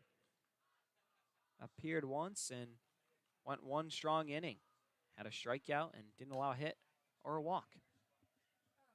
And he's got all kinds of animations that you'll see him do as he gets on the hill. He's kind of got, you know, a swagger to him that kind of makes him stand out, and he's been a pleasure to watch. As you see him bounce the ball out on his hand, it's 0-2 count now as Rowland comes set at the waist. And here's the pitch. Swung on and miss. Good morning, good afternoon, and good night. Welcome to the ball game, Cole Rowland, as he picks up strikeout number 1. And there's 1 away here in the 9th. Yeah, Penny was way out in front of that slider, and Cole Rowland seems to be rolling along right here. And actually, the last time he pitched in his season debut was that 10th inning, a 3-2 win for the Mariners, a walk-off win. And he might just be able to close it out here as the Mariners try for that first win since then. Be Matt Halbach's turn. On the day, he's 0 for 3 with a strikeout looking, and then a pop out to the catcher and a pop out to second. It's going to be a 1-0 count from Rowland, and thank God this game is just over 2 hours now because the fog now starting to appear in both left and right field. Of course, only 1 possible inning of extras should Orleans put together some miraculous little run here. It's 2 balls and no strikes now. Rowland this past season with Wake Forest, pitched for them all through the College World Series, had a 5-1 record, a 3.86 earned run average, made 22 appearances with no starts, 53 2/3 innings pitched, 3 saves, 72 strikeouts to just 12 walks, and only 44 hits allowed. He was fantastic. And honestly, if you want to talk about a perfect trio of pitchers to pitch in a ball game to get a shutout, this is the 3 you'd want between Bostic, Probst, and now Rowland. 3-0 count now to the hitter in Halbach. He comes set, and the pitch. In there for a strike to make it 3-1. Halbach wanted ball 4, but he'll have to stand back in there and swing the bat. Cole Rowland is certainly active on the mound. I think in a sense psychologically that helps him just stay in the count, and he's going to need it here in order to battle back. Here comes the 3-1 offering.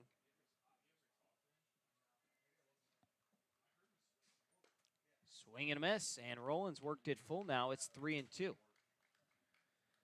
5 runs on 7 hits, no errors for Harwich. No runs on 5 hits with 2 errors for the Firebirds.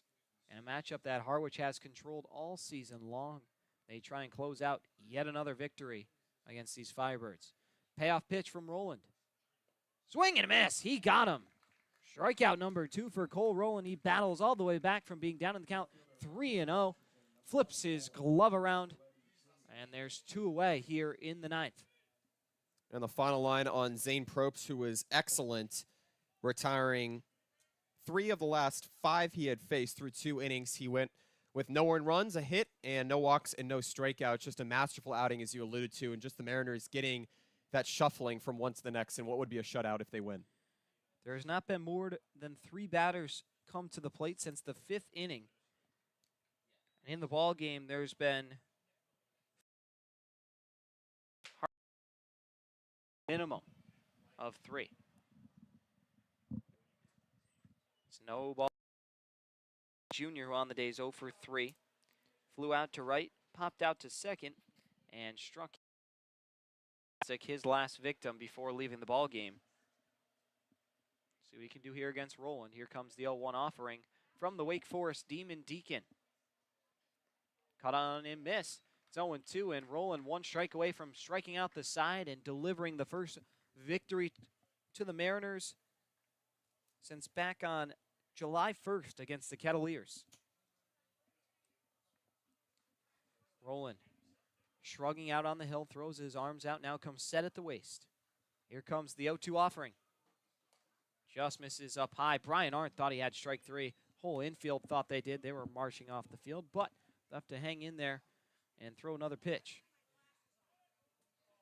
Nicoletti Jr. trying to break up what's been a masterful outing from these Harwich Mariners pitchers. 1-2. It's going to be foul tipped back over to the backstop, and so we'll stay there at 1-2.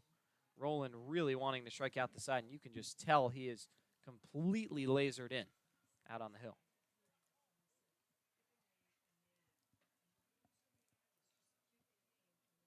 Roland set at the waist, kicks, delivers, and it's going to be chopped but foul back towards the Orleans dugout.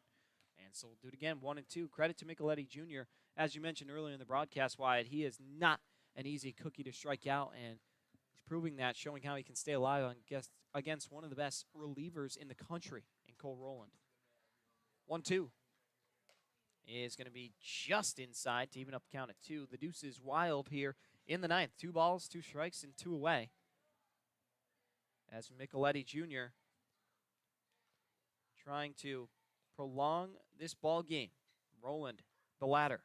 Here comes the pitch. Bounced in the dirt. 3-2. I think Micheletti Jr. thought he had ball 4, but it was only ball 3. He was headed down to first base.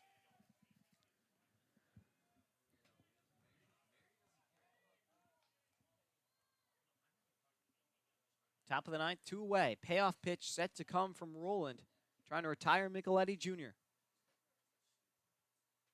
Here it is. Misses up high. And so a fantastic at-bat. And winning the battle is Micheletti Jr. He trots down to first base with a walk. Just the second walk issued today by Harwich pitching. And when you think about a team who's been so walk-heavy in the pitching department, walked a handful of guys the last couple games, I believe 9 last night against Brewster. And yeah, to see those walk totals so low, granted, still an out left to play, but to see them so low is so encouraging going forward. And to know you have arms like this that you can rely on is crucial. Here comes the first pitch now to Eddie King Jr., and it's going to be in there for a strike. King Jr.'s had a long night, flied out to right to go along with a strikeout looking and a strikeout swinging. As Merzel is going to call time. He wants a new baseball. I'm not sure exactly what's going on. Roland doesn't look too pleased, and Wyatt, I'm not sure what that could be about. Well, Roland has certainly been dusting his hand on the mound as well. I'm sure he's maybe looking for a little bit more friction on the baseball here. That's one potential presumption. Nothing gets by Jeff Merzel. Here comes the 0-1. This is outside, 1-1. Roland getting pushed into this pitch count a little more here.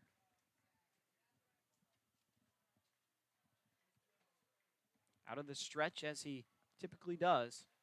Here's the 1-1. Breaking ball is dropped in there for a strike, 1-2. Yep, 2-out walk here. Roland's having to push himself a little bit further mentally just to give his team a quick out here. Still not over yet. Harwich fans starting to come alive here. They can taste their first victory since just about a week ago. Here comes the 1-2. And it's bounced in front of home plate. Did he go? No, so says the umpire in Marvick Gomez. And so it'll now be a 2-2 count. This is a game you can look back on if the Mariners are able to get this final out. A little bit of a relief for the relievers. Fans coming alive once again here. 2 balls, 2 strikes. Here comes the pitch from Roland. Swung on and missed. Strike 3. The Mariners win this one by a final score of 5-0. It's another shutout win, and Harwich snaps their 4-game skid to knock off the Orleans Firebirds at home. A huge victory, and they will gladly accept that one in front of the home crowd, Wyatt. Well, it's an incredible outing from the pitching staff just to have so much synergy from getting the 6th inning shutout from Josh Bostic to Zane Probst to Cole Roland. That's the kind of continuity that you need for your bullpen to rely on each other and give a lot of support towards the lineup, I should say. The Mariners certainly getting the runs when they needed to in the 3rd and the 4th, getting a 2-run home run. and then getting an RBI base hit out of Jacob Humphrey. Just a huge win for the Mariners. Boosts a lot of morale, and they now own the season series against the Orleans Firebirds, 4-0. And that's got to be a big momentum shift. We'll break it all down on the Harwich Mariners postgame show in just a minute or so. We'll be right back on the other side. 5-0, the final score once more. We'll be back on the Harwich Mariners YouTube network.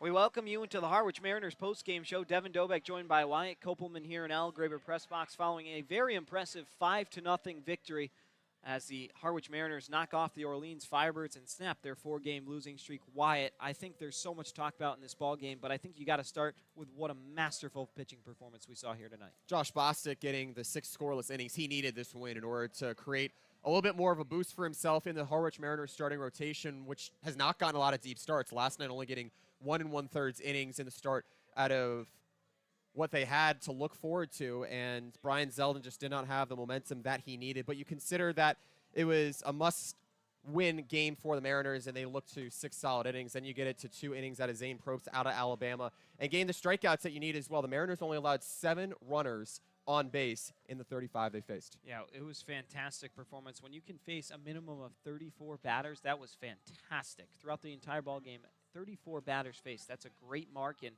they really proved why they can be a great team here tonight. And with the standings implications on the line as well, a huge victory, and it will prove to be more important down the line. All these in-series matchups that they've had with the Firebirds that have gone successful, and you think about Orleans being just 2 points back with 2 games more to play. Well, now Harwich with 4 points on them. Orleans still with the 2 games to play, but it puts you in a much better spot, especially with the matchup implications to be set up for a higher seed come playoff time. But a fantastic performance. Cole Rowland striking out the side to slam the door, and then Zane Probst facing the minimum and just 4 hits from Josh Bostic.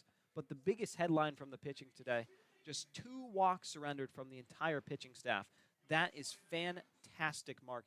Not enough good can be said about that, especially given the recent struggles with walking guys. Yeah, you consider how the Mariners were able to limit those free liberties on the base pass. Mariners had not gotten a lot of walks away from hitters in the past couple of games, and that's kind of what had plummeted them in this 4-game losing streak. Aside from just giving up the extra base hits, 5 earned runs in the second and the fourth yesterday at Brewster. It also set up the Mariners lineup. It knew it was time to attack to be able to get a convincing win, 5-0 that the Mariners needed, only winning 3-2 against Cotuit in its last victory. And it's just an all-around great victory for the Mariners. Got a lot of balance out of the lineup, and certainly a lot of the extra base hits that you needed aside from a few RBI signals. They were able to capitalize on the opportunities they created, but then again, they only had hits in 3 of the 8 innings they were on offense. They had 3 in the third, 3 in the fourth, and then just 1 in the sixth. So unfortunately, not the steady spread of offense we've seen as of late, but you'll take what you got as far as the 5 runs. And huge blast from Jacob Humphrey. That 2-run home run, his first of the season, 10th of the year for the Harwich Mariners.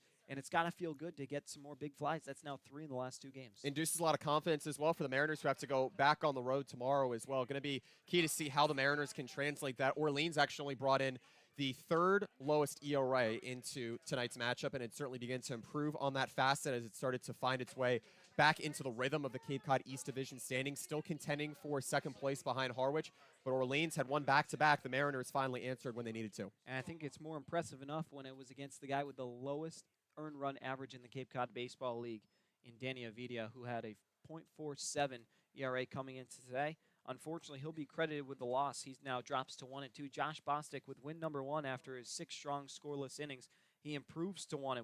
Final box score one last time. The Mariners 5 runs on 7 hits with no errors. Orleans no runs on 5 hits with 2 errors. It was a big win in a game that lasted just 2 hours and 11 minutes. As Wyatt mentioned, the Mariners will travel to Bourne tomorrow at 6 o'clock, take on the Bourne Braves, a team who has beat them twice this season.